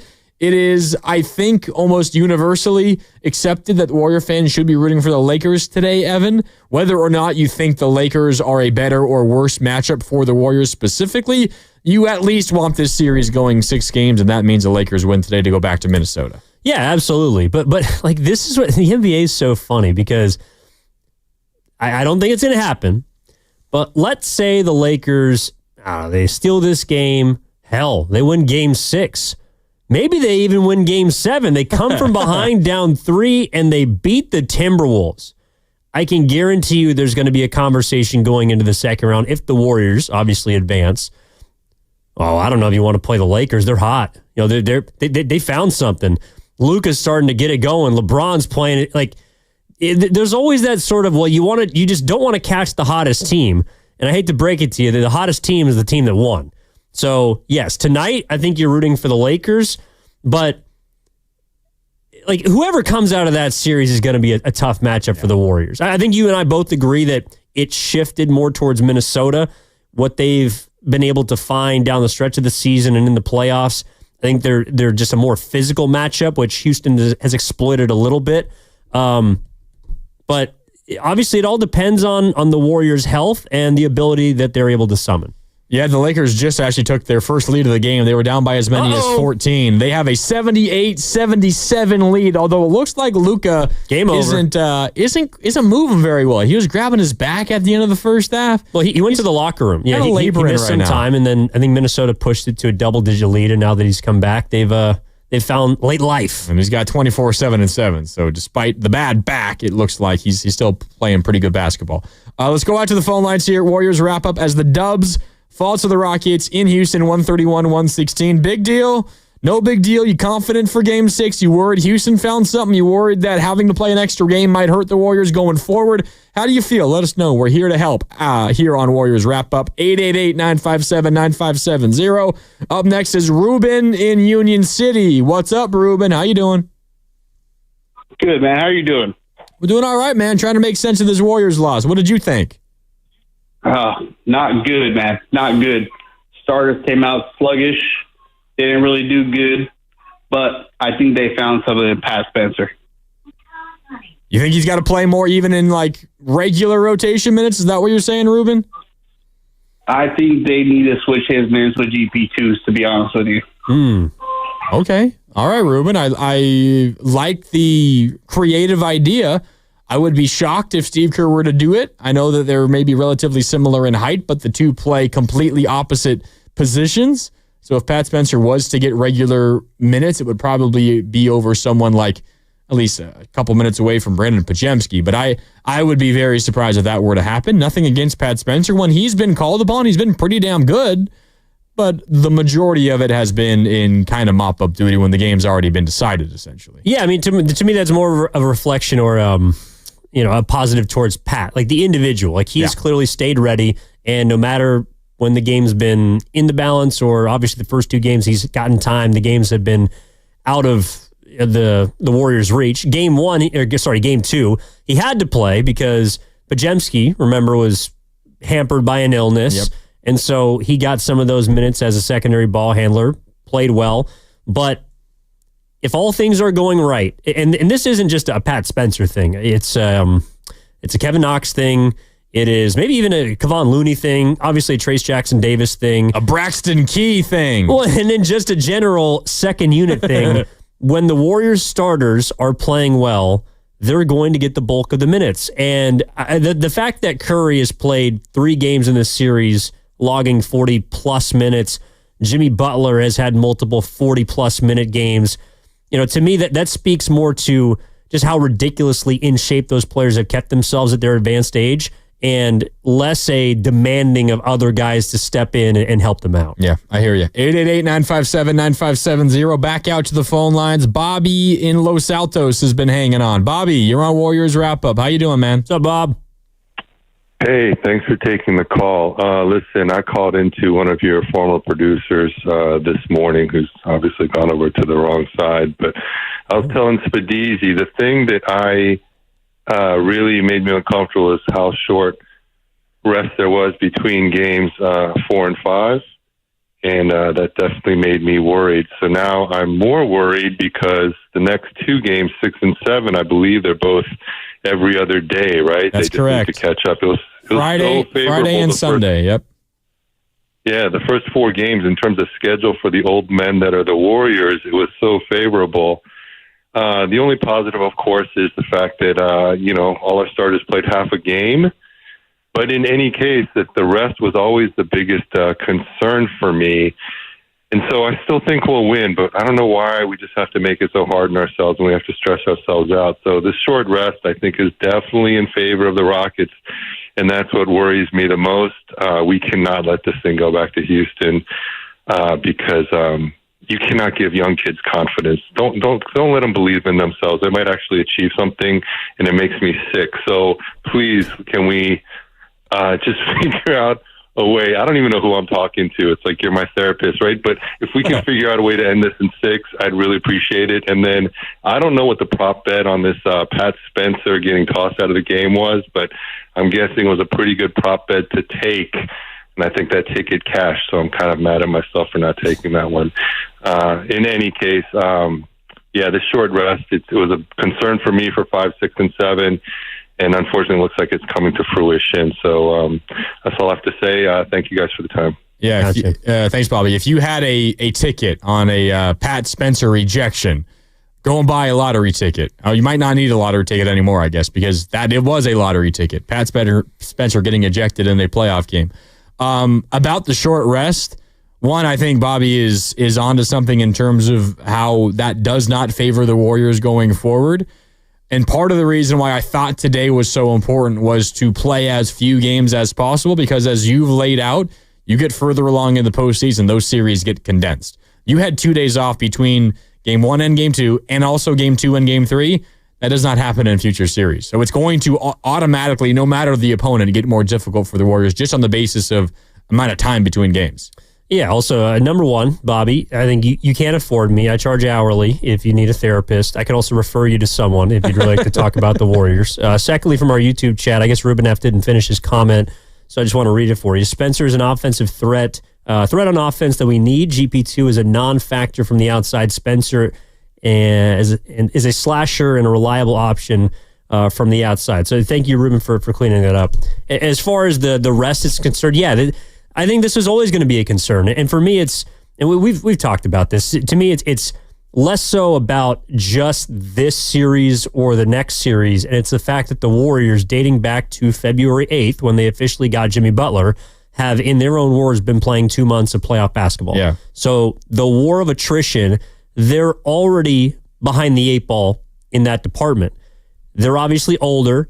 Teams that they play against outside of perhaps the Lakers are going to be younger and longer, but they have playoff experience. That's going to be their weapon. And I trust that the Golden State Warriors, who have had a chance to close out 3-1 series 11 times, they've done it in 10 of the 11. Obviously, 2016 finals, the only time they have not closed out 3-1.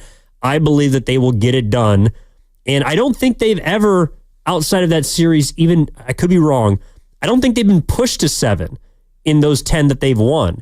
So I don't think so either. That experience, to me, again, is their weapon, and I believe will manifest itself on Friday, though I don't think it's going to be an easy game. I think it's going to be hard, but I trust them to be able to get this done, and this game is one that we'll look back at and say, well, they kind of, shout out Ray Guy, punted. Yeah. Colin, I'm going to get to you in just a second, so hang out. We'll get to you in a minute or two. You used the phrase, you did it on Monday on Warriors Live, and I think we talked about it post-game as well after the Game 4 win. You mentioned it earlier tonight here on Warriors Wrap-Up tonight. The Warriors are trying to thread a needle, and they've kind of been threading a needle for a while now. I think what today means, Evan, doesn't mean that they're going to lose this series, does not mean that they are doomed for whatever the next series is if they get there. It just means that in terms of managing the minutes of a 37-year-old and two 35-year-olds and managing rest and trying to feel prepared physically and mentally for every single game, the window that they have to thread that needle, like it shrunk a little bit. That's what today did. It made it a little bit more difficult. Does not mean that it's impossible. Does not mean it's not going to happen. But like part of what this series was, part of what they did to gain a 3-1 lead was you can afford a game like this.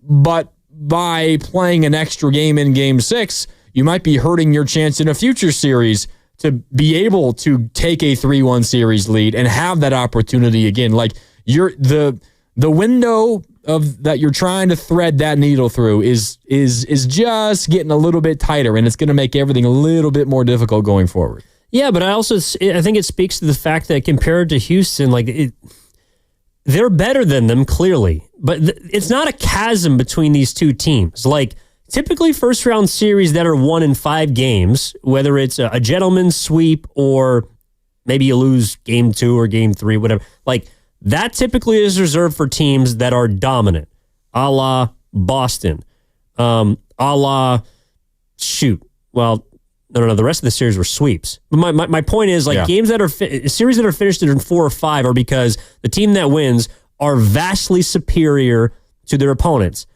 I think tonight proved, along with the entirety of the series, the Warriors are not vastly superior to Houston. Houston's the 2 seed for a reason. And in the regular season, though the Warriors won the season series, it was 3-2. Exactly what we find ourselves in right now. So these teams, there's not a chasm between them. I think the Warriors are better than them. And that's why I always felt confident they'd be able to win it in 6. And this is the way that it's got to go. So, yeah, it might hurt you for future series, but it might also just speak to like the Warriors. And I know a lot of people believe this team can go far. And I'm not saying you should not feel that way. But the idea that this Warriors team as the 7 seed was going to cakewalk through the first round, set itself up beautifully for the second round, cruise into the conference finals. This is reality. That doesn't just happen unless you have generally one of the best teams in the NBA. Yeah. And over the course of 82 games, the Warriors proved to me that they can summon a great level of basketball, but they can't do it consistently. And tonight it bit them in the ass. Yeah. By the way, a minute and a half into the fourth quarter in LA, Lakers and T-Wolves. T-Wolves up 3-1. It's all tied up. So we got a tie ball game, final 10-plus minutes in LA in game number 5. Back out to the phones we go, 888-957-9570. Then we will hear from Coach Kerr. Colin is in Foster City. What's up, Colin? How you doing? I'm good. Thank you for taking the call. And, obviously it sucks to lose tonight in game 5. But, it gives a lot of time to Warriors to reflect. And something that I saw personally watching the game was just the sheer lack of intensity from the Warriors and the starting group. I think that's going to have huge implications, not only on Game 6, but the rest of their playoff run. If somehow they lose Game 6 and squeak out a win in Game 7, going into that next series against Minnesota or LA, whoever it may be, it just leaves a bad, taste in I just think if they squeak out a Game 7 somehow, it's just not going to be a great playoff run for them. So I think Game 6 not only is huge in this current series they're in, but for the whole run in the playoff run as a whole, I think. Yeah, Colin, I mean, you're taking the words out of my mouth. That's the way that I feel. If Minnesota closes this thing out, and it's a tie ball game right now in LA, early fourth quarter, if Minnesota closes this thing out, I guess no matter what, they're flying back to Minnesota. But if they close this out, they're flying back to Minnesota not to play Game 6 on Friday. They're flying back to Minnesota and awaiting either the Warriors or the Rockets. Game 1, potentially Sunday, maybe Tuesday. We shall see. It's going to depend how long these series go. But no matter what, they're kicking their feet up. They're watching your Game 6. If you lose Game 6, they're watching your Game 7, watching you have to play one or two more really taxing games while them, a younger basketball team, just chills at home on the couch, feet up, getting a massage or whatever, getting ready for Steph and Draymond and Jimmy, getting ready for game one in Minnesota. Like it's the threading the needle that we're talking about. It just becomes that much more difficult if you lose tonight, as you did, and you don't get help from the Lakers, and that series ends tonight. True, but also the goal when you're the road team is to win one of the first two road games. They did that. And the Warriors did that in this series. They just happened to do it in game one. Probably is going to be more difficult to do it at rest advantage or disadvantage going into the next series, but you can still take one of those two games. That is the only goal. And why the Warriors are in the position they are now to close out Houston on Friday is because they've taken care of business at Chase Center. And Chase Center has been an awesome atmosphere. We've been at both of the games. The crowds have been hyped. The gold shirts have returned. They're feeling good about themselves. If you handle business at home, if you hold home court and you get just one, again, Houston is 2-1 at home. It's not crazy to think about in the playoffs, but the Golden State Warriors got one of those games. To expect them to get 2 out of 3, that's a big ask. And so in a way, and I'm not saying that like the fashion of this game is going to leave a sour taste in a lot of people's mouths, but if you started this series and told me the Warriors can take one of 3 road games and they put themselves in a position to not lose a home game and wrap this up in 6, I would take that. If they lose, we'll have a different discussion. You and I will be doing pre and post on Friday. Yep. And hopefully we don't have to talk about a loss. We can talk about a conference semifinals appearance. But this game should not put people in an ejector seat type feeling that all of a sudden the hopes and prayers of a potential title run hinges on this loss. That's not the way I see it. If the Warriors go deep into the postseason, it's because they are a damn good basketball team. Tonight they weren't, and they're going to have to wear that. But I don't think it changes any way I feel about them heading back home to San Francisco. I would feel more strongly if this was a hard-fought game that came down to the wire. Steph, Jimmy, and Dre played 40 minutes each, and they lost. This loss, honestly, the way that it happened was that if you were guaranteed a loss, this was the loss that you'd want because you did not have to stress your veteran guys all that much. All right.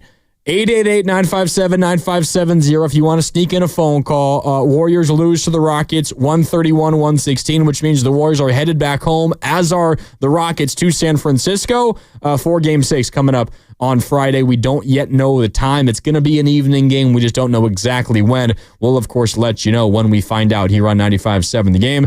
But for now, let's hear from Warriors head coach Steve Kerr, who addressed the media in Houston post-game tonight. Here he is, coach of the Warriors, Steve Kerr, after his team's loss. Was there any temptation, though, when you guys got down to, I think it was 12 or 13 to bring him in? Yeah. No. You can't do that. When you make a move like that, and then, the starters are on the bench, you can't go back to them.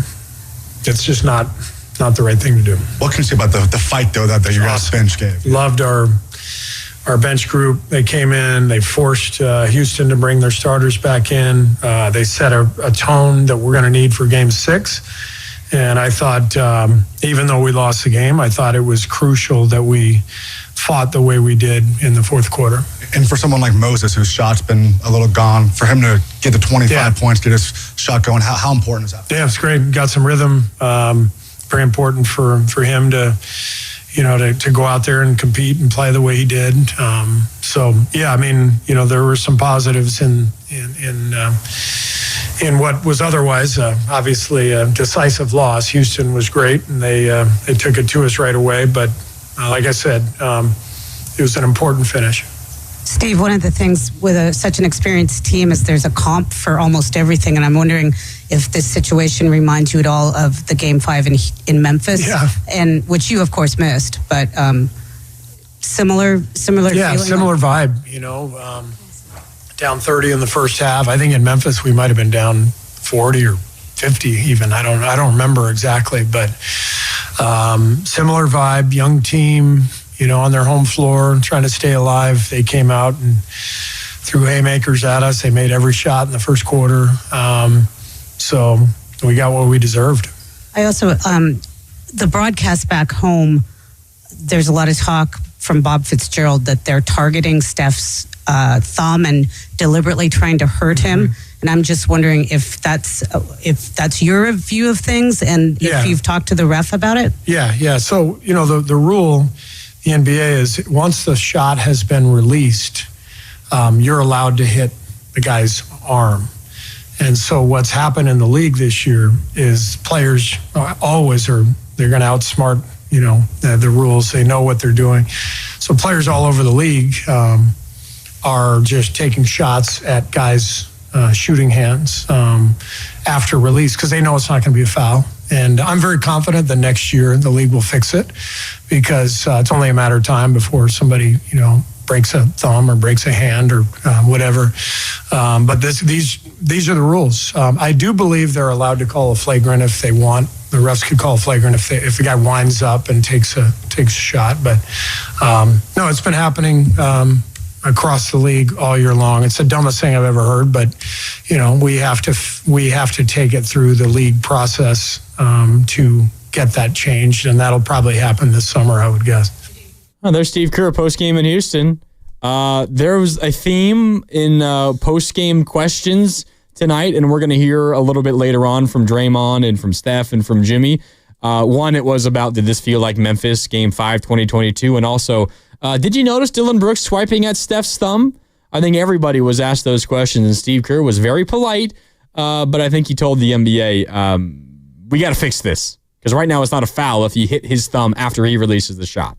Steve Kerr, the politician. For real. I mean, it's about as well as you can go after the officials without getting fined, because he is clearly explaining that he knows that it's not a rule, but that it should be a rule. And I also don't think that he did a good job of not singling out Steph. I don't think he actually mentioned Curry one time when he was talking about. He was asked about Curry, but he didn't mention Steph specifically one time, or his hurt thumb or hurt hand or whatever it was. So he did a very good job, as he always does. I mean, he's been a broadcaster, he's been a general manager, he's been a player, he's been a head. He knows how this game goes, and if he wants something changed, he realizes it's not going to be immediate, and so all he can do is call attention to it.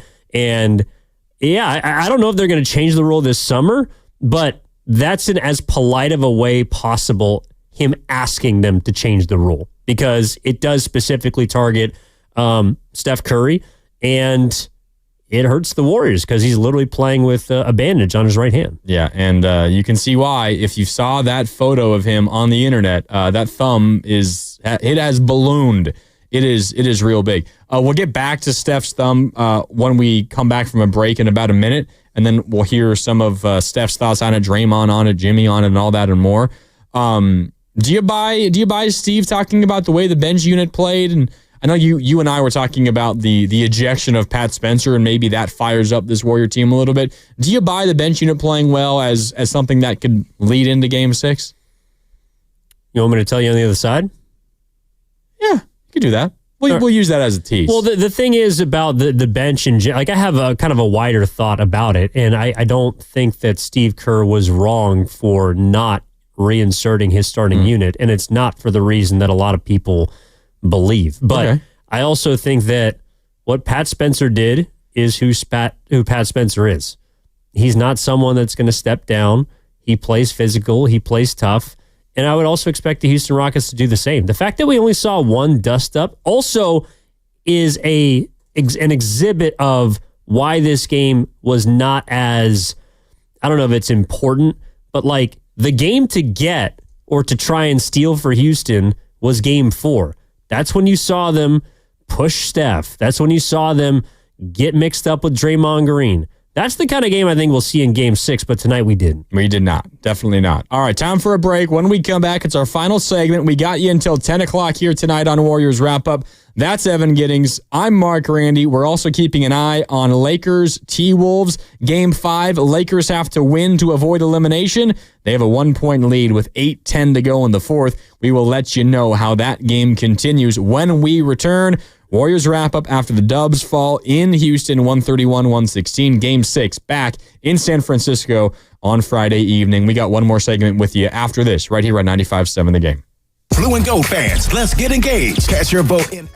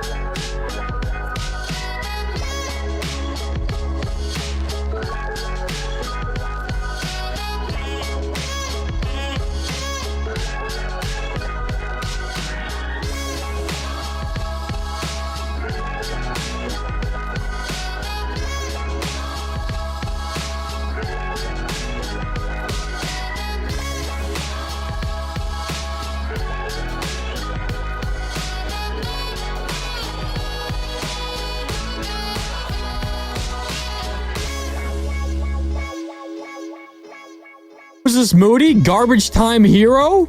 25 points for Moses Moody. 9 rebounds, a couple of assists, hit 3 threes. Any chance that gives him the confidence that Warriors need from him in Game 6? I don't know about confidence, but of all the bench players, that's probably the person that has earned themselves more minutes. Just because, Buddy Hield started again. Kerr is generally one who rides the hot hand. Yeah, I don't know. Would you go back to Moses Moody in that starting lineup, or do you stick with Buddy Hield, do you think? The starting group is 19-4. Curry, Pajemski, Butler, Moody, and Draymond. That includes the playoffs. I think because of Moody's inability to knock down threes consistently, at least the past couple of games before he was benched, or demoted, I think is the better term. That's why they went to Buddy Hield. But if he is able to knock down some shots and he plays, look, he took the most shots in the game, scored the most points tonight. I think if he plays with that sort of aggression, there's absolutely a reason to believe he could, at the very least, have a more prominent role than he did, certainly in Game 4. Yeah. You were talking on the other side before we went to break, how you agreed with Steve Kerr not to bring the starters back in? No, hell no. No, you didn't agree. No, sorry. You agreed. I agree. Yeah, there was no way in hell, is what I'm trying to say, that those starters should have come back into that game. But you think you have a different reason than most people. Yeah, the starters stunk. They weren't very good.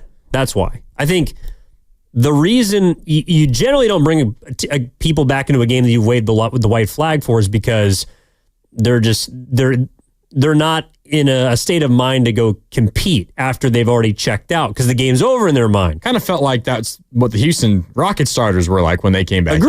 Agreed.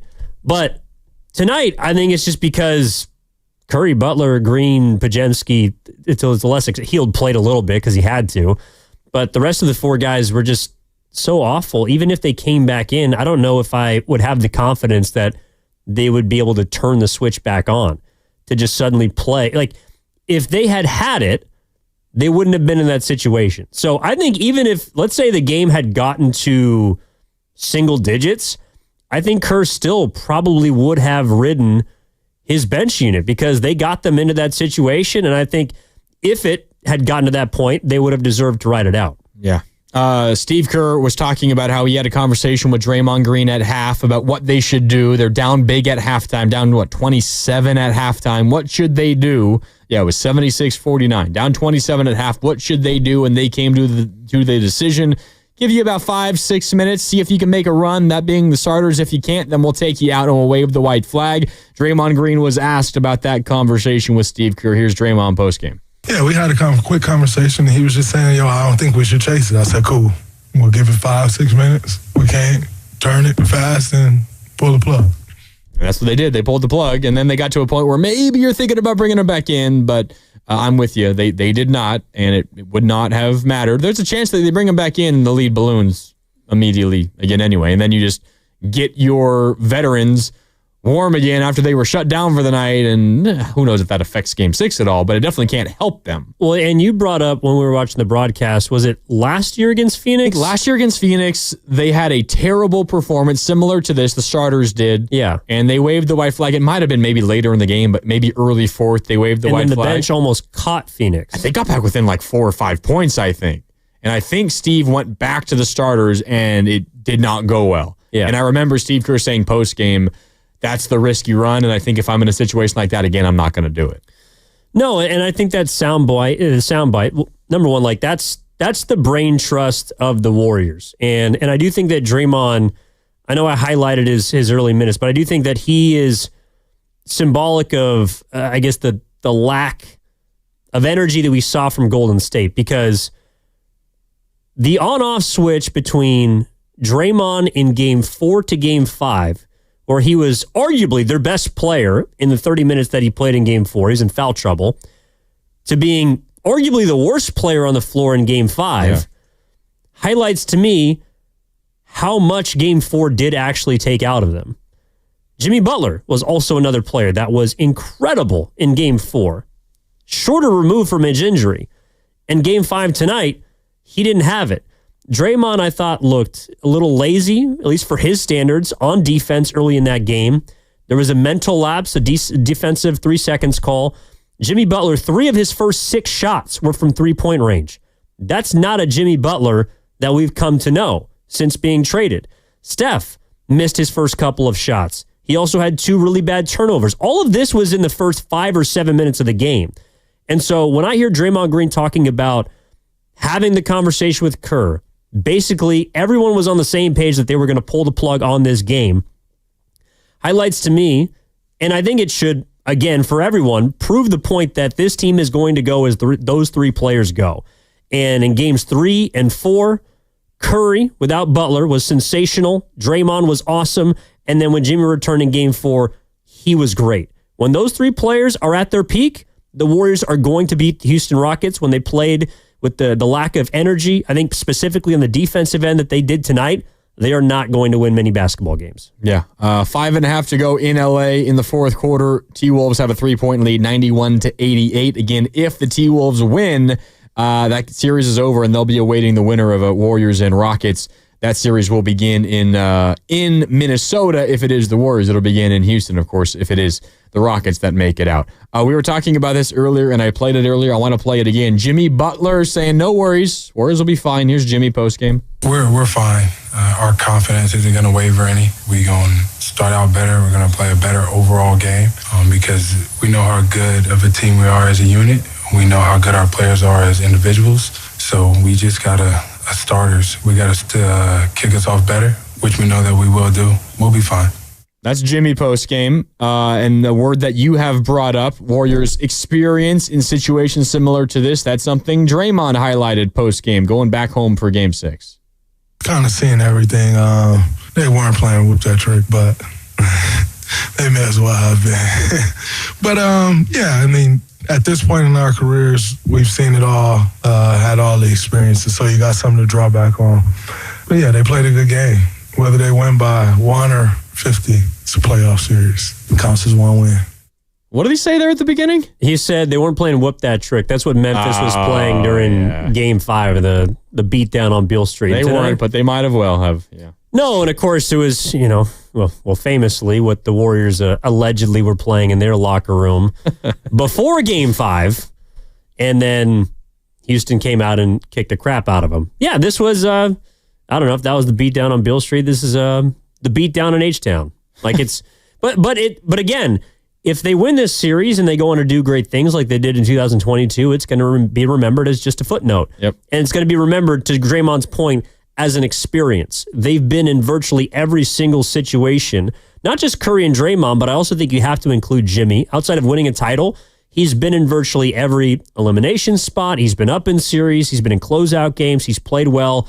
So they have confidence that between those 3 guys, their collective experience will be enough of a weapon. Yeah, I think as we all expected, at least what they're saying outwardly, and I would imagine they feel the same honestly and truthfully and on the inside and in that locker room, this loss is not going to shake their confidence. What they have been talking about post-game, when we already heard Steve Kerr asked about this, essentially telling the NBA very nicely, you should change the rule where if you hit a shooter's hand after they release the ball, that should still be a foul, because there's been a couple of moments, not where we've necessarily seen like really clear contact on Steph's injured thumb, but there have clearly been a couple of times where specifically Dylan Brooks has taken a couple of swipes at Steph's shooting hand, and that has been a topic. Steve Kerr addressed it. Also, Draymond Green was asked about it, asked if he notices that. Draymond? Yeah, I noticed it. I think it's pretty obvious, but it is what it is. What about this, Draymond? Should the league crack down on that? I'm not one to come to cry to you about what the league should do. I see enough people cry about me, and I lose respect for those people when they cry about me, so I will not allow somebody to lose respect for me over that. It's all good. That's a classic Draymond 1-2 right there. Yeah, I noticed it. It's obvious, but I'm not going to cry about it. Well, but again, like, and I know not everyone listens to every single post-game presser like we are, like we have to do, but the tone of the team is not in panic. Like, I would say that the lowest they've sounded, more so Draymond than the other two, because he really wears his emotions on his sleeve. Yeah. But the lowest that they've felt, I can recall, since Jimmy Butler's gotten here, was after they lost to San Antonio. Like, Draymond had no answers. He was just like, he just sounded tired, kind of defeated. Like, they knew they blew that game in an opportunity. none of the guys that we've heard so far, Steve Kerr included, sound like they feel they blew an opportunity tonight. So that's what I would encourage everyone to internalize right now. The feeling in that locker room is not one of despondency, but rather, all right, move on, brush it off. Here's a couple Steph Curry post-game cuts from the same topic about players swiping at his hand. Just simply asked, you notice that, Steph? Players swiping at you? You don't think about it. And if it's a foul, they should call it. That's it. Okay, very quick answer from Steph there. He seemed a little frustrated. They can't, they also can't say it. Yeah, they can't. He was asked specifically, or maybe a little more generically, about the league-wide issue of contact on a shooter's hand or arm after release. Here's Steph. There's a pattern of when it's full extension, when it what's the full point of release? Because it's hard for a ref. I get it.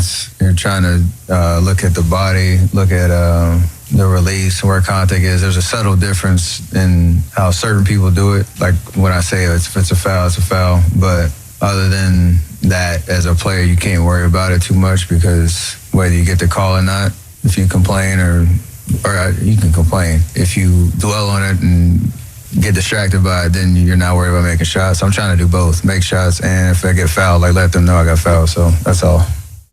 And there was definitely a moment in this game where Dillon Brooks did contact his hand after release, and there was no call. And then there was earlier in Game 4 where Dillon Brooks, or maybe it was that Game 3, where he took 2 swipes at Steph's hand, missed them, didn't come in contact with them, but you could tell Dillon was trying something there.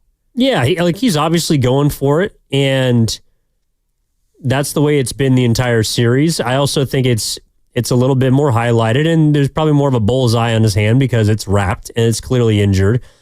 I wouldn't say they're trying to hurt Steph Curry. That's a little far, but they're absolutely trying to take advantage of a rule that's not present. They should. Every player does that. If you can get away with a tug and a pull, I don't think that the Warriors necessarily do it as much, I don't know, kicking out or on the offensive end.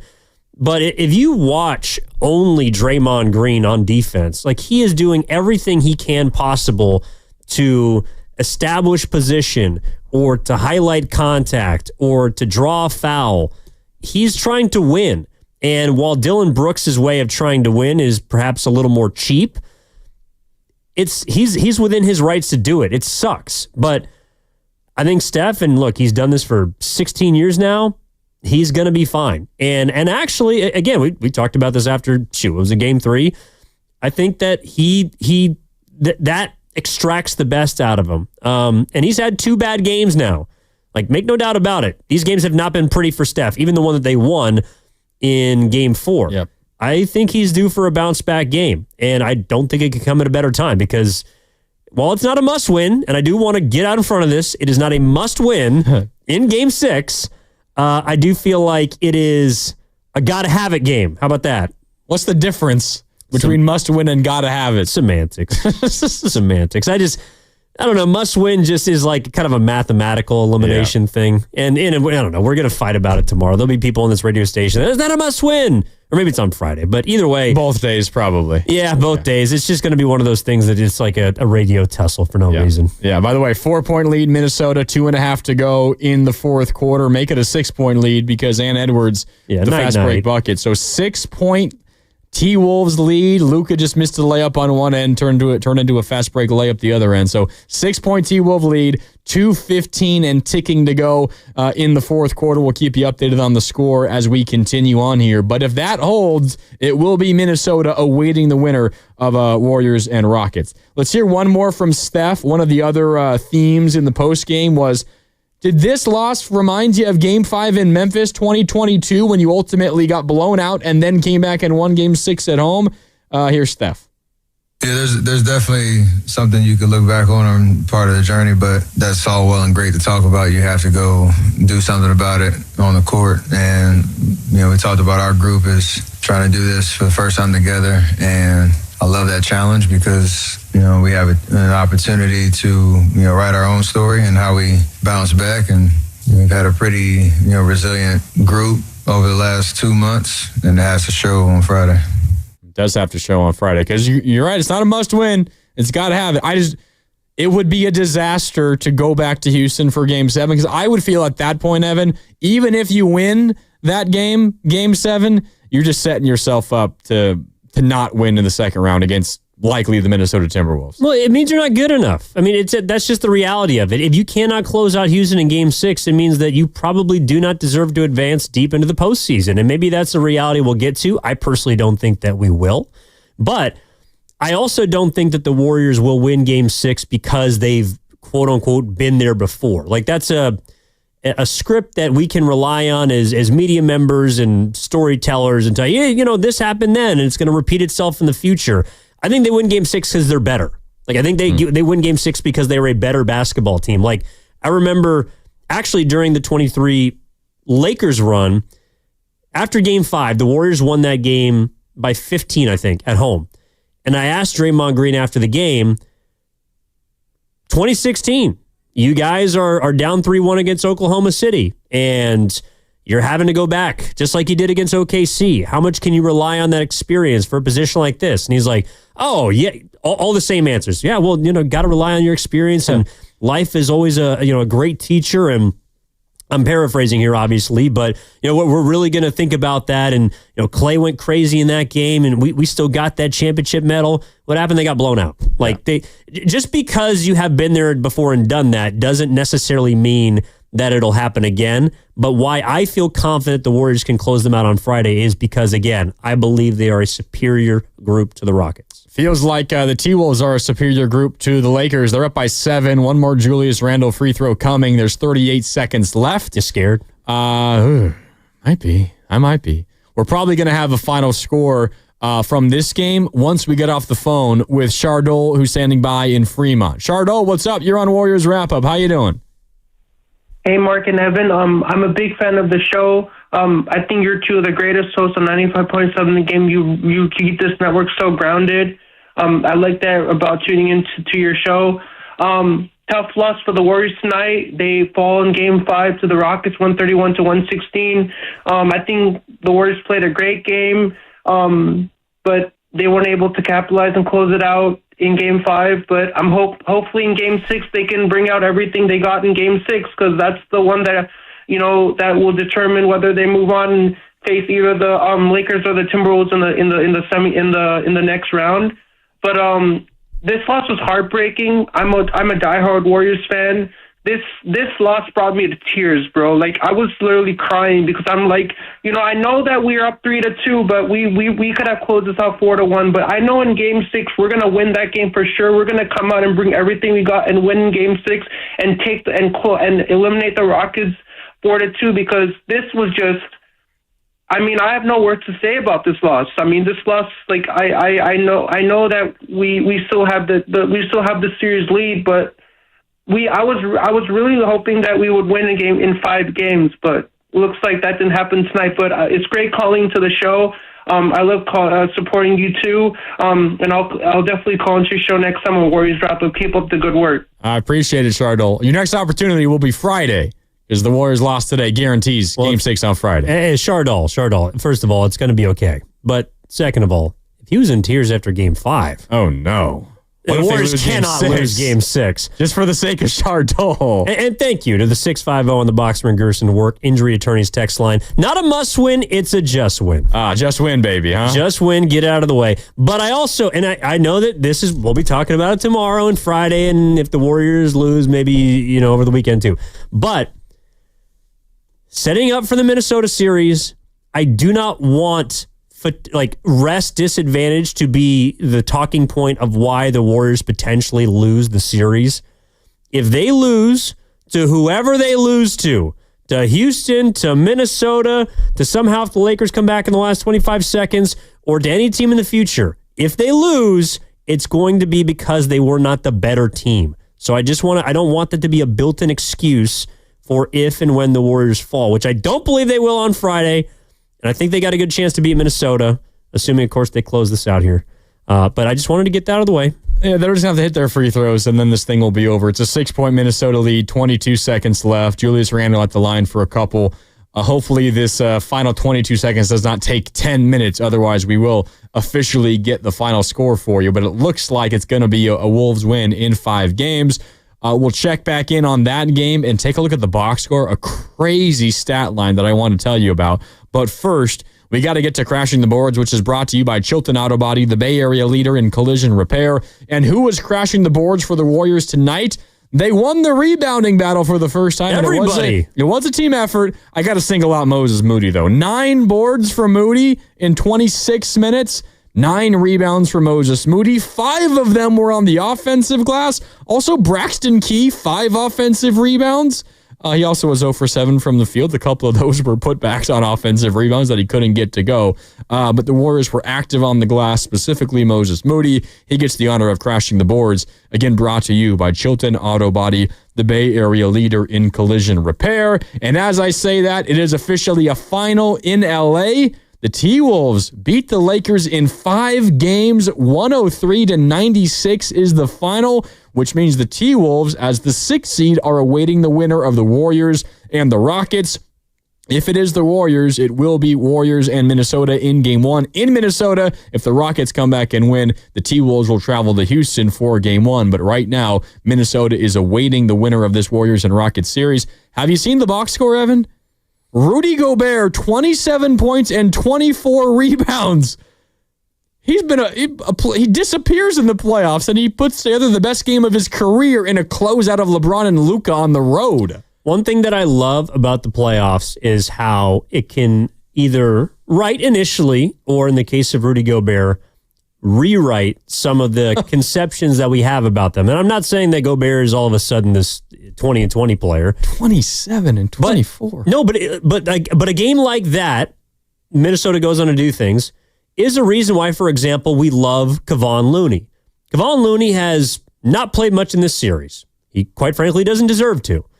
But it doesn't mean that he hasn't had a 2020 game. For example, in the Memphis series that we've been talking about and referencing all night, that he wasn't maybe the second best player in the Sacramento first round series the last time the Warriors won. He was amazing a postseason series. Kevon Looney is a player that if you in 15 years show your children and you look at his basketball reference page, you're going to say, yeah, he's pretty good player. I don't know. He played for a long time, didn't really do much. What did he do?